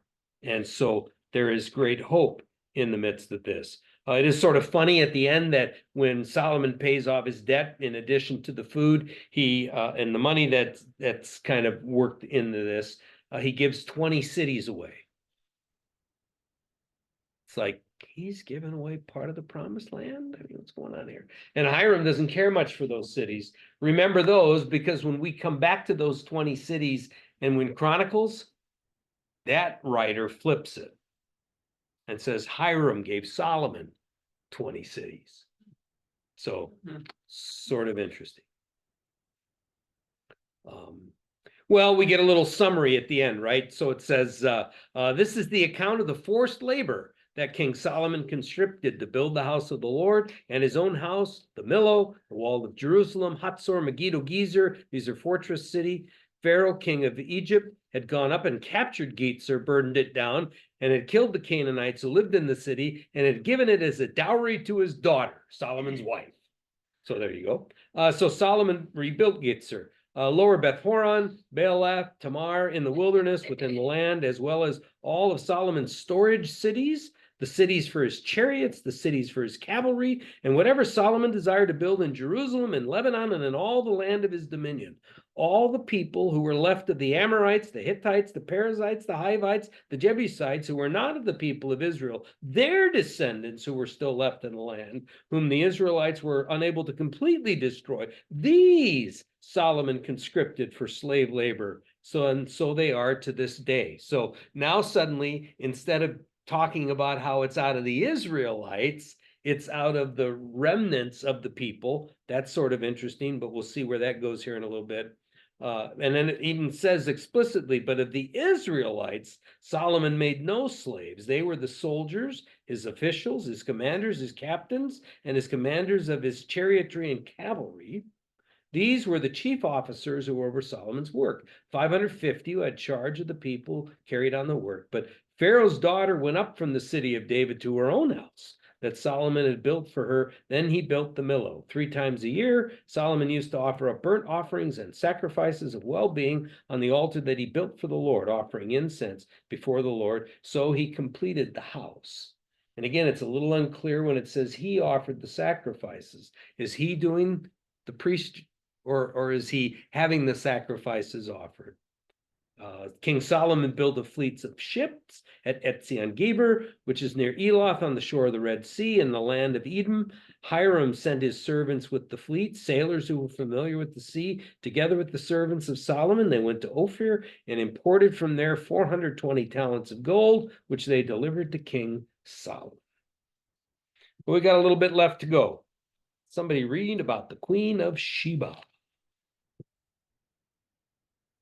When the Queen of Sheba heard of Solomon's fame, which brought honor to the name of the Lord, she came to test him with hard questions. She arrived in Jerusalem with a large group of attendants and a great caravan of camels loaded with spices, large quantities of gold and precious jewels. When she met with Solomon, she talked with him about everything she had on her mind. Solomon had answers for all her questions. Nothing was too hard for the king to explain to her. When the Queen of Sheba realized how very wise Solomon was, and when she saw the palace he had built, she was overwhelmed. She was also amazed at the food at his tables, the organization of his officials and their splendid clothing, the cupbearers and the burnt offerings Solomon made at the temple of the Lord. She exclaimed to the king, "Everything I have heard in my country about your achievements and wisdom are true. I didn't believe what was said until I arrived here and saw it with my own eyes. In fact, I had not heard the half of it.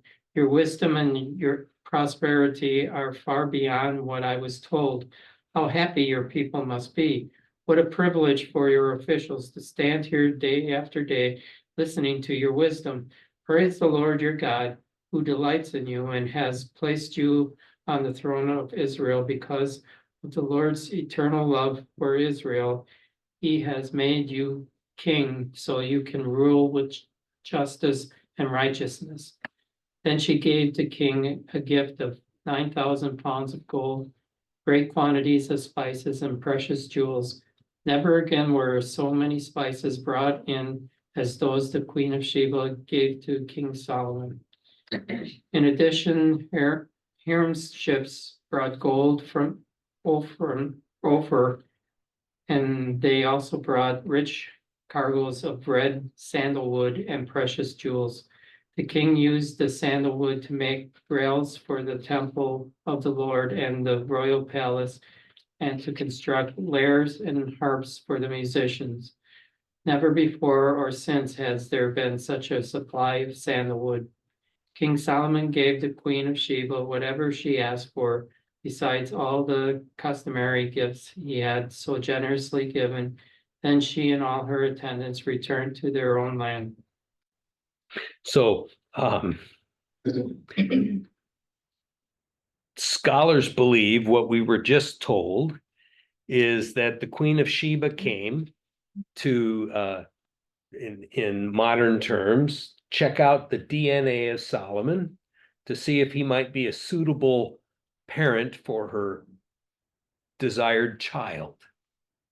And that what might be described here at the very end is, in addition to all the gifts that Solomon gave, what he also gave her is what she wanted. That is, he got her pregnant. And there's a tradition, and Sheba, there's some debate about where it is. Traditionally, it's Ethiopia. And the Ethiopian Christians trace their faith heritage back through that Ethiopian eunuch who went to visit, and we'll get to in the book of Acts, but also down through this Queen of Sheba coming. So very often when you see artwork that pertains to the Queen's visit, she's African American. Well, no, she wouldn't be African American. She would just be African, wouldn't she? That's what we would say. She's African and is Black. And so to have, it's kind of this interesting thing, but she, is blown away by his wisdom, including sort of his household organization, right? The way the things are operated. We hear something about gold, and this is the only time I know that the number 666 in the Bible is good. The weight of the gold that came to Solomon in 1 year was 666 talents of gold. Ken, your Bible might not even use that number. It says what? 9,000 pounds. 9,000 pounds of gold, right? Besides that which came from traders and from the business of the merchants and from all the kings of Arabia and the governors of the land. So there's lots of money coming in, right? King Solomon made 200 large shields of beaten gold. 600 shekels of gold went into each large shield. He made 300 shields of beaten gold.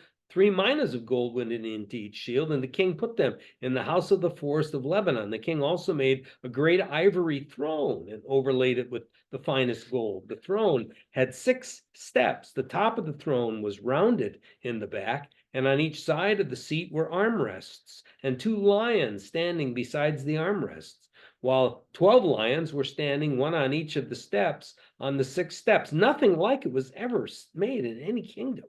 All King Solomon drinking vessels were of gold, and all the vessels of the house of the forest of Lebanon were of pure gold. None were of silver. It was not considered as anything in the days of Solomon.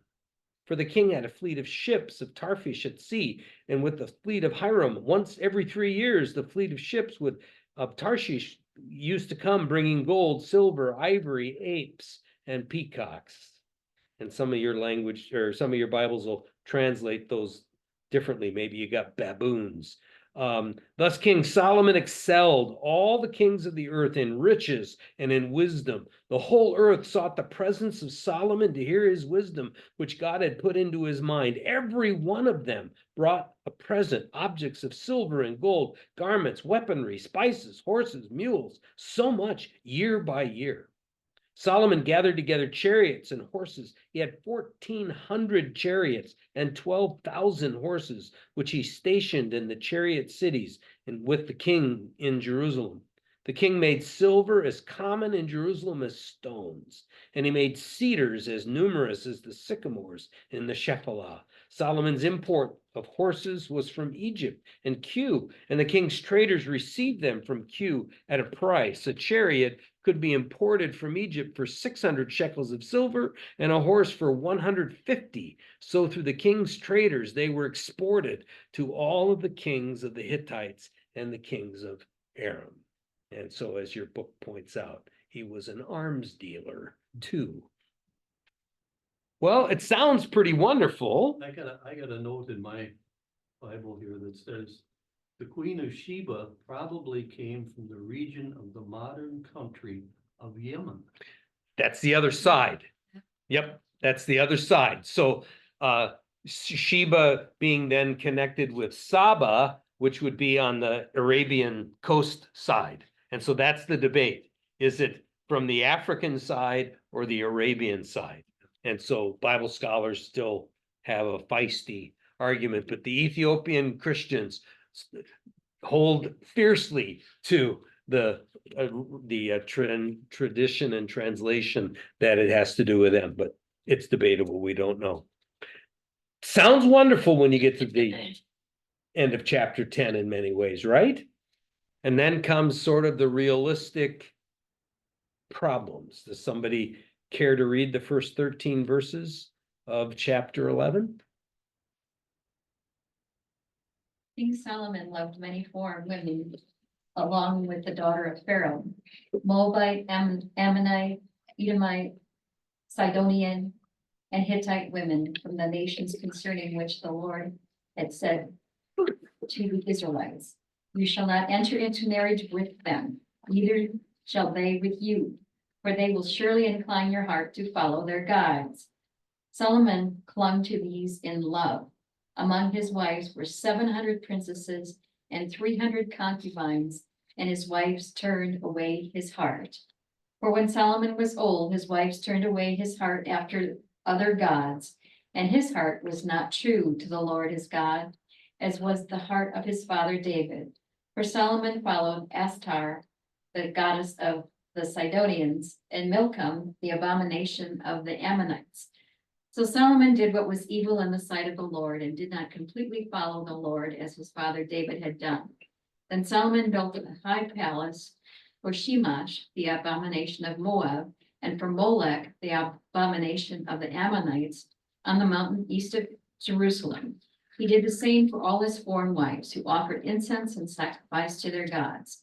Then the Lord was angry with Solomon because his heart had turned away from the Lord, the God of Israel, who had appeared to him twice and had commanded him concerning this matter, that he should not follow other gods, but he did not observe what the Lord commanded. Therefore the Lord said to Solomon, "Since this has been your mind, and you have not kept my covenant and my statutes that I have commanded you, I will surely tear the kingdom from you and give it to your servant. Yet for the sake of your father David, I will not do it in your lifetime. I will tear it out from the hand of your son. I will not, however, tear away the entire kingdom. I will give one tribe to your son for the sake of my servant David and for the sake of Jerusalem, which I have chosen." So it's not quite so rosy, right? And then the next section will talk about how revolts start to happen, right? I'll start verse 14. Then the Lord raised up an adversary against Solomon, Hadad the Edomite. He was of the royal house of Edom. For when David was in Edom and Joab, the commander of the army, went to bury the dead, he killed every male in Edom, for Joab and all Israel remained there 6 months until he had eliminated every male in Edom. But Hadad fled to Egypt with some Edomites who were servants of his father. He was a young boy at that time. They set out from Midian and came to Paran, and they took people with them from Paran and came to Egypt, to Pharaoh, king of Egypt, who gave him a house, assigned him an allowance of food, and gave him land. Hadad found great favor in the sight of Pharaoh, so that he gave him his sister-in-law for a wife, the queen Tahpenes. The sister of Tahpenes gave birth by him to his son Genuba, whom Tahpenes weaned in Pharaoh's house. Genuba was in Pharaoh's house with the children of Pharaoh. When Hadad heard in Egypt that David slept with his ancestors, and that Joab, the commander of the army, was dead, Hadad said to Pharaoh, "Let me depart, that I may go to my own country." But Pharaoh said to him, "What do you lack with me, that you would now seek to go to your own country?" And he said, "No, do let me go."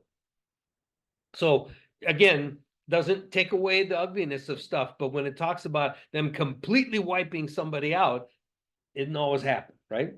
And it continues. God raised up another, that was in the south. God raised up another adversary against Solomon, Rezon, son of Eliada, who had fled from his master, King Hadadezer of Zobah. He gathered followers around him and became leader by the marauding band after the slaughter by David. They went to Damascus, that's in Syria, settled there, and made him king in Damascus. He was an adversary of Israel all the days of Solomon, making trouble as Hadad did. He despised Israel and reigned over Aram.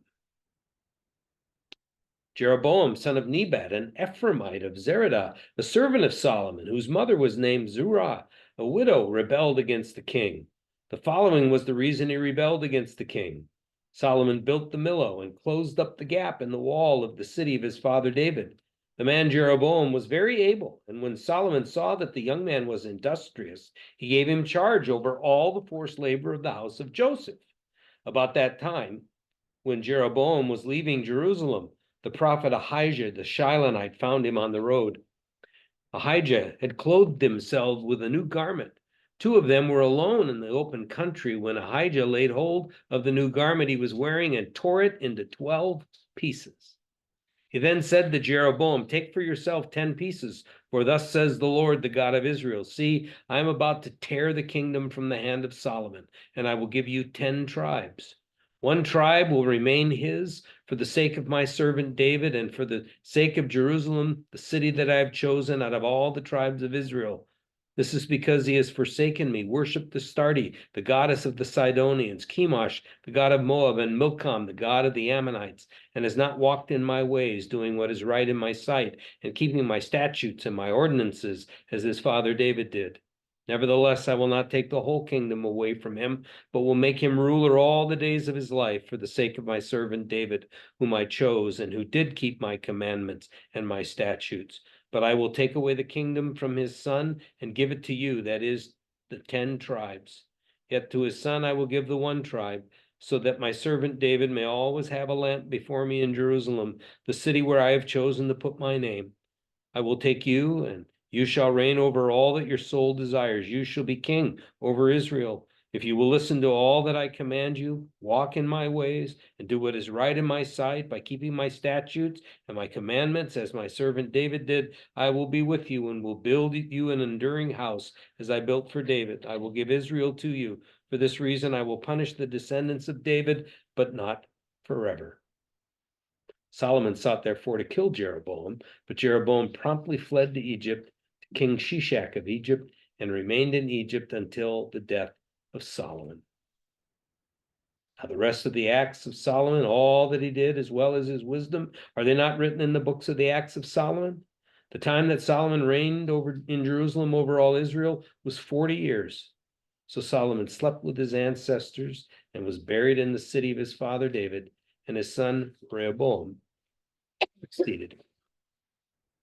And we'll dig a little in chapter 12 here in a minute, but let's go to the drawings and see how these things get referenced here. So we are, of course, looking now at Kings, First Kings, and catching ourselves here in the third of the United Kings, which is Solomon. And so you have this picture in your materials, and we'll take it apart here a little bit. See if I can do it this way. So here is a united territory, but it's already colored yellow and orange because it's not going to stay united for very long. But this is what Solomon is ruling over, right? And then united Israel and Judah, and the capital is in Jerusalem. Solomon goes to Gibeon, where he has that vision of a God, that dream, and he goes back to Jerusalem to hold another sacrifice. But prior to that, we read about the 3 deaths, right? You have Joab is killed, the general, and his brother Adonijah is killed, and then that Shimei is killed. And then, and this is at the bottom of your picture, you have the priest Abiathar, who is exiled to Anatole. So he's not put to death. So that's what's happening at the bottom part of the picture on page 66. What else do we see? In the bottom right corner, you see women with these foreign gods in front of them. We just read that, but Solomon had wives from foreign countries, and they brought their foreign gods. And remember, very early on in this narrative story, the people were warned, don't intermingle, because as soon as you do, their gods are going to become your gods. And of course, Ruth is the exact flip of that, where she says to Naomi, your God will be my God. But by and large, it works the other way. Remember this illustration from some lessons back that they are involved in these fertility cults. And so this will become a snare to Solomon. And what begins to happen then, I mentioned earlier, the dream he has at Gibeon, and then he goes, asks for wisdom. So you've got that wisdom lamp, and then he worships in Jerusalem. What's wisdom? Worshiping God in Jerusalem. What's walking in the ways of his father David? Worshiping one God, right? That pattern will continue through here. And we read about all these different building projects and building programs, and lots of energy and effort goes into describing that, and in particular, the building of the temple. And there's that, again, interesting irony, right? How many years for building the temple? 7. How many years for building his own stuff? 13. So almost twice as much. And yet way more written about the temple and the fixtures of the temple. So clearly for the writer, that's more important. And then put inside the Holy of Holies is the Ark of the Covenant that's covered over by the wings of the cherubim. We also hear about the various horses and the chariots and the chariot cities. And so these little, where you got Hatzor here and Megiddo and Gitzer, that little kind of fat E laying on its back is the symbol for a fortress city. So that's what those represent. Those would be fortress cities. And we also hear about how he sets up down here at the bottom with the seafaring trades, and then up here another, because the Phoenician people, they are seafarers. That's kind of part of what they do. So he works in concert with them to help both this side and this side, because there's no Suez Canal in these days. So if you're gonna trade, you got to get down out this. So you got kind of a water that'll be able to go east, and you've got water here that'll enable them to do trade to the west.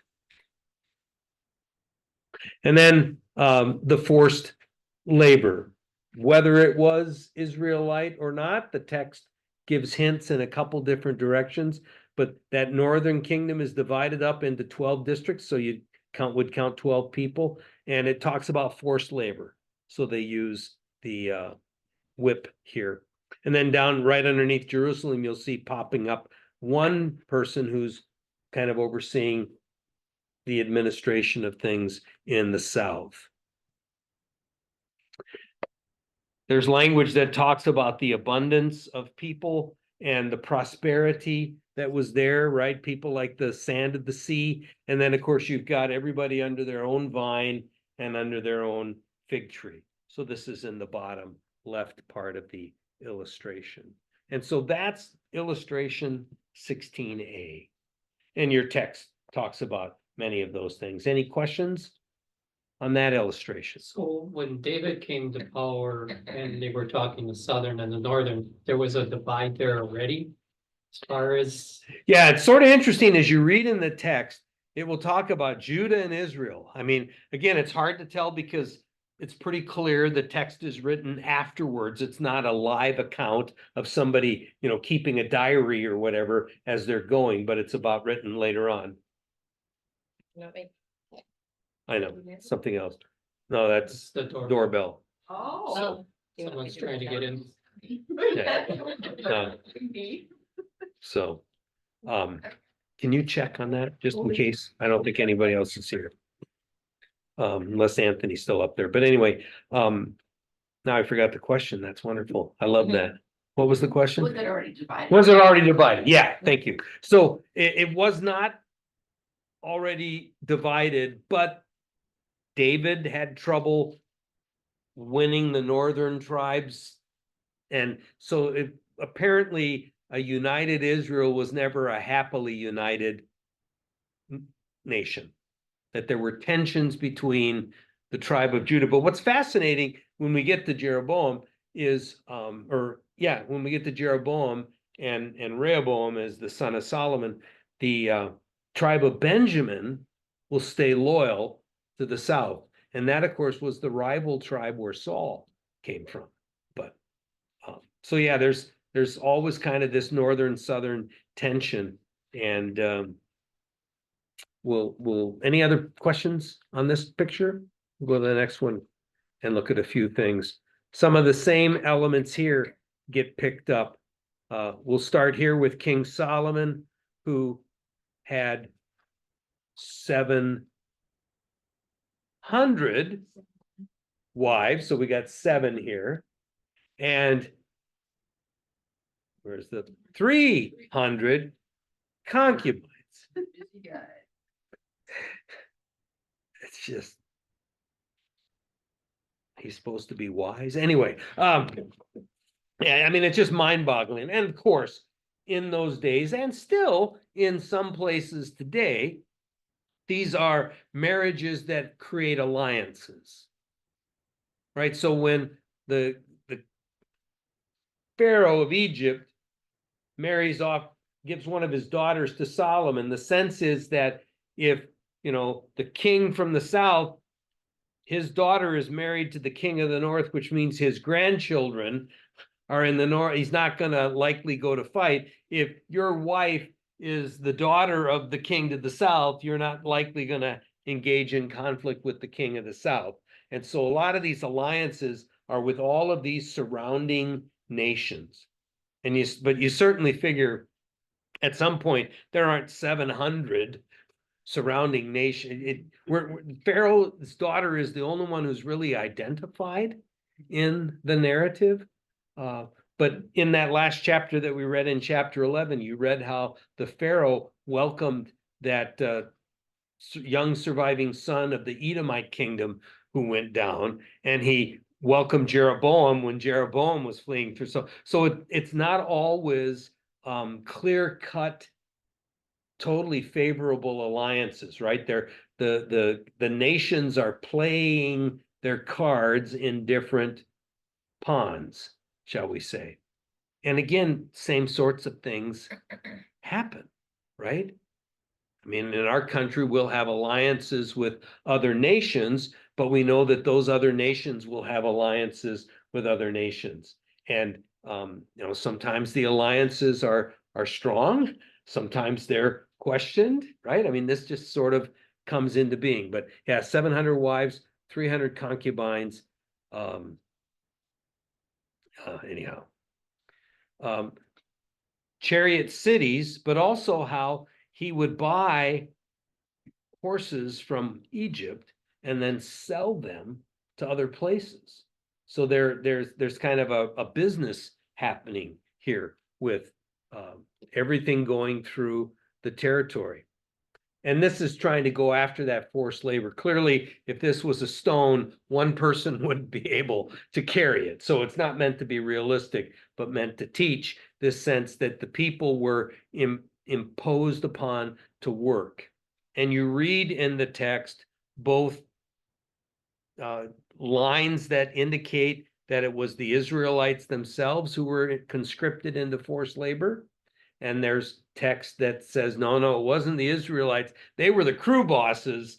But when we get to chapter 12 and we see how quickly the northern tribes say, hey, if you're going to treat us the way your dad treated us, we're out of here. That it's hard to tell.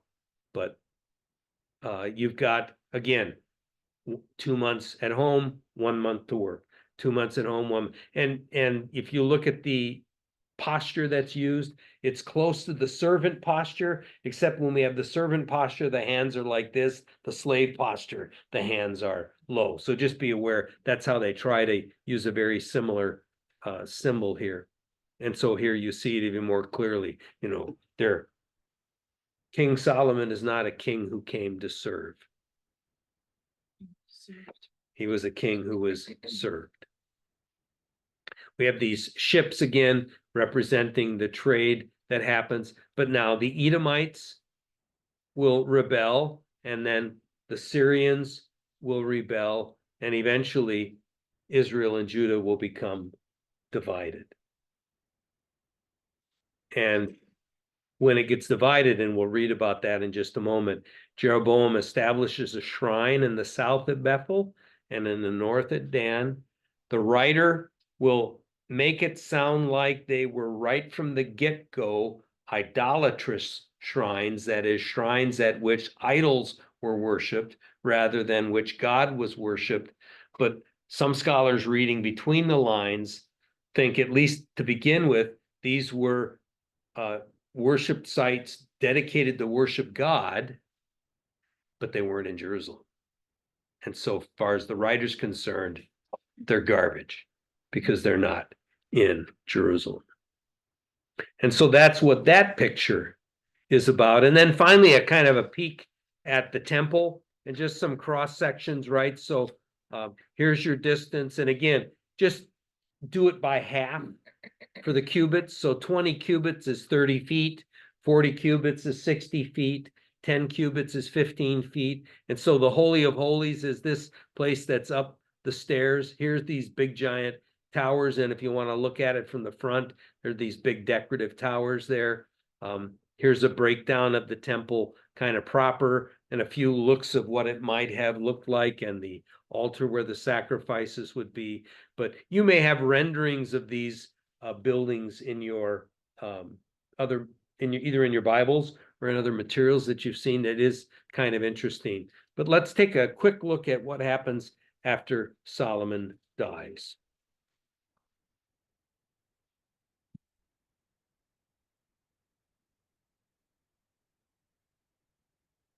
Somebody want to read chapter 12?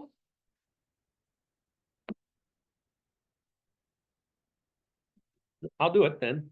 Rehoboam went to Shechem, for all Israel had come to Shechem to make him king. So this is the son of Solomon, right? When Jeroboam, son of Nebat, heard of it, for he was still in Egypt where he had fled from King Solomon, then Jeroboam returned from Egypt, and they sent and called him. And Jeroboam and all the assembly of Israel came and said to Rehoboam, your father made our yoke heavy. Now, therefore, lighten the hard service of your father and his heavy yoke that he placed on us, and we will serve you. He said to them, go away for 3 days, then come again to me. So the people went away. Then King Rehoboam took counsel with the older men who had attended his father Solomon while he was still alive, saying, how do you advise me to answer this people? They answered him, if you will be a servant to this people today and serve them and speak good words to them when you answer them, then they will be your servants forever. But he disregarded the advice that the older men gave him and consulted with the young men who had grown up with him and now attended him. He said to them, what do you advise that we answer this people who have said to me, lighten the yoke that our father had put on us?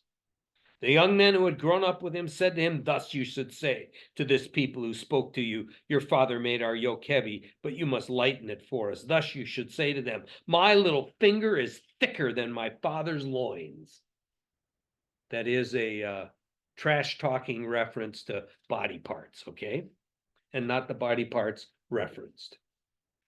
Now, whereas my father laid on you a heavy yoke, I will add to your yoke. My father disciplined you with whips, but I will discipline you with scorpions. So Jeroboam and all the people came to Rehoboam the third day, as the king had said, come to me again the third day. The king answered the people harshly. He disregarded the advice that the older men had given him and spoke to them with the advice of the young men. My father made your yoke heavy, but I will add to your yoke. My father disciplined you with whips, but I will discipline you with scorpions. So the king did not listen to the people, because it was a turn of affairs brought about by the Lord, that he might fulfill his word which the Lord had spoken by Ahijah the Shilonite to Jeroboam son of Nebat. When all Israel saw that the king would not listen to them, the people answered the king, what share do we have in David? We have no inheritance in the son of Jesse. To your tents, O Israel, look now to your own house, O David. Remember, that was the word that was spoken by Bichri when David fled from Absalom and they came back, and not all of the tribes wanted to follow David. It's very similar words. So Israel went away to their tents, but Rehoboam reigned over the Israelites who were living in the towns of Judah. When King Rehoboam sent Adoram, who was the taskmaster over the forced labor, all Israel stoned him to death. King Rehoboam then hurriedly mounted his chariot to flee to Jerusalem. So Israel has been in rebellion against the house of David to this day. And then it says, when all Israel heard that Jeroboam had returned, they sent and called to him the assembly and made him king over all Israel. There was no one who followed the house of David except the tribe of Judah alone, but we'll hear about Benjamin later. When Rehoboam came to Jerusalem, he assembled all the house of Judah and the house of Benjamin, 180,000 chosen troops to fight against the house of Israel, to restore the kingdom to Rehoboam, son of Solomon. But the word came to Shemaiah, the man of God, say to King Rehoboam of Judah, son of Solomon, and to all the house of Judah and Benjamin, and to the rest of the people, thus says the Lord, you shall not go up or fight against your kindred, the people of Israel. Let everyone go home, for this thing is from me. So they heeded the word of the Lord and went home again, according to the word of the Lord. And then Jeroboam will make these alternate shrines. Then Jeroboam built Shechem in the hill country of Ephraim and resided there. He went out from there and built Penuel. Then Jeroboam said to himself, now the kingdom may well revert to the house of David. If this people continues to go up to offer sacrifices in the house of the Lord at Jerusalem, the heart of this people will turn again to their master, King Rehoboam of Judah. They will kill me and return to King Rehoboam of Judah. So the king took counsel and made 2 calves of gold. He said to the people, you have gone up to Jerusalem long enough. Here are your gods, O Israel, who brought you up out of the land of Egypt. He set one in Bethel, and the other he put in Dan. And this thing became a sin, for the people went to worship before the one at Bethel and the other as far as Dan. He also made houses on the high places and appointed priests from among all the people who were not Levites. Jeroboam appointed a festival on the 15th day of the 8th month, like the festival that was in Judah. And he offered sacrifices on the altar. So he did in Bethel, sacrificing to the calves that he had made. And he placed in Bethel the priests of the high places that he had made. And he went up to the altar that he had made in Bethel on the 15th day in the 8th month. In the month that he alone had devised, he appointed a festival for the Lord, people of Israel. And he went up to the altar to offer incense. And so we'll cover more of that going forward. Clearly, the writer is painting this completely negative, and it may indeed have been. But what it appears, at least from, if you will, a political point of view, is that Jeroboam came to see if they worship in Jerusalem, they're not going to continue to want me to be king. So he set up other places they could worship, and he even created his own, if you will, liturgical calendar and his own festivals that they were going to have. And it becomes, as we'll read in the next lesson, some serious challenges. A couple of things at the very end of the chapter, if you look at pages 72 and following, we read about the dedication of the temple. But it's interesting that the temple will become an understanding, not that God lives there, but that God's name dwells there. God's eyes are on the temple. And the next thing on page 73.1 is important. We heard about the Spirit of the Lord coming upon Saul. We heard about the Spirit of the Lord coming upon David. We do not hear about the Spirit of the Lord coming on Solomon. And in fact, we will not hear about the Spirit of the Lord coming upon any king from this point forward. But we will hear about the prophets, and they're already starting to pop up. And so remember the prophets, and we'll get to the prophets in this course before we get to the end of the first, 30 units. And they're going to be not easy reading by any means, but they're going to be a clear counterbalance to some of what we have been reading when we hear about God's disappointment in what the people are doing with their lives. So, but the prophets will be there. And so the last line of that little section says, although kings ruled the people, it was the prophets who knew the Lord's will and spoke the Lord's word.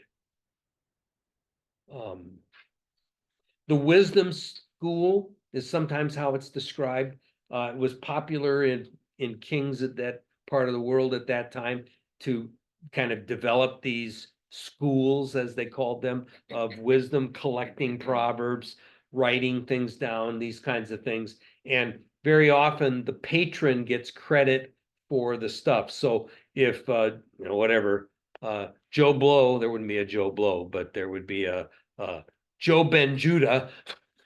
So Yeshua Ben Judah writes a psalm to God, and he's under Solomon's employment. Solomon gets credit, right? So it's sort of like in today's world, maybe you have family members in this circumstance, but it's sort of like the individual researcher or scientist doesn't get their name on the patent, the company gets it. It's that kind of sense there. So that describes it a little bit. And again, that connection between David worshiping, as messed up as David did, he never messed up with worshiping God. He never fell into idolatry like Solomon did. And then that last section on page 75 with Jeroboam's sin, you're going to want to pick up on that sense that it mentions at the end of just section 4. There's reason to believe that the problem the writer had with Jeroboam's shrines was not so much their theology, but their geography. And this whole sense of one God only worshiping legitimately in the Jerusalem temple will be played out in several of the lessons that we have going forward. So the closing line says, worship at shrines resulted in neglect of the Jerusalem temple, and therefore neglect of God. He attacks them and any shrine apart from the temple throughout this account. And the contrast with Jesus saying, take it everywhere. I mean, that's like, okay. Exactly. Exactly. We probably don't have time to gather all that together, but take a look at your question book for just a minute. I was find the final section of questions is kind of interesting. The I don't know if you, because we don't refer to these all the time, maybe don't always fill them out, but on the questions to ponder, which is page 33, in Jesus' day, the Jews held the Jerusalem temple in high esteem. What did Jesus say he would do with the temple? Destroy the temple and rebuild it in 3 days, right? And in the text in John, it's very explicitly, they say, well, this temple's been under construction for 46 years, and you're going to rebuild it in 3 days. And it says he was talking about the temple of his body, right? Mhm. But what effect did Jesus's words have on the hearers? They were in part of May. The people were spellbound. The religious leaders, he's got to go, right? To speak against the temple is going to be bad news. And what is God's New Testament temple? Did you look at that passage in Ephesians? Yeah, Jesus is the cornerstone. And we're part of the apostles and prophets are part of the foundation, and we're to be living stones, right? This is a spiritual thing, not a physical thing. How long did it take to build Solomon's temple and palace? Right? Quite a while. We talked about that. Let's see. There's a couple others here. Well, yeah, what did Solomon build for his Egyptian wife? Build her a house, right? And then it mentions in letter C, after Jesus was crucified, how many things could he list as his possessions? His clothes, right? And according to the message from Luke chapter 12, what do we really own? Nothing, right? It's all part of God's. These are interesting in number 3. What did Jesus claim in Matthew chapter 12, verse 6? He's greater than the temple. Something greater than the temple is here. And at the end, later in chapter 12, verse 42, something the greater than Solomon is here. And how would some of the hearers have reacted to that? They don't. When we get to Jesus, you will see that the accusation that gets hurled at him is breaking of the Sabbath, eating with the wrong kinds of people, and messing with temple stuff. Those are going to be sort of three pieces of the case against him that'll make the religious leaders so furious that they're gonna take him out. So, well, let's do our prayers, and thank you for hanging around a little extra to get through these. We don't often have a chance to get, like, I think next week or next lesson, we're not gonna have a chance to read everything, so we're gonna have to do it more superficially, but we'll sort of go from there. So let's pray. Lord, make us instruments of your peace. Where there is hatred, let us sow love. Where there is injury, pardon. Where there is discord, union. Where there is doubt, faith. Where there is despair, hope. Where there is darkness, light. Where there is sadness, joy. O divine Master, grant that we may not so much seek to be consoled as to console, to be understood as to understand, to be loved as to love. For it is in giving that we receive, it is in pardoning that we are pardoned, and it is in dying that we are born to eternal life. Our Father in heaven, hallowed be your name. Your kingdom come, your will be done, on earth as in heaven. Give us today our daily bread. Forgive us our sins as we forgive those who sin against us. Save us from the time of trial, and deliver us from evil. For the kingdom, the power, and the glory are yours, now and forever. All right, well, thanks, everybody.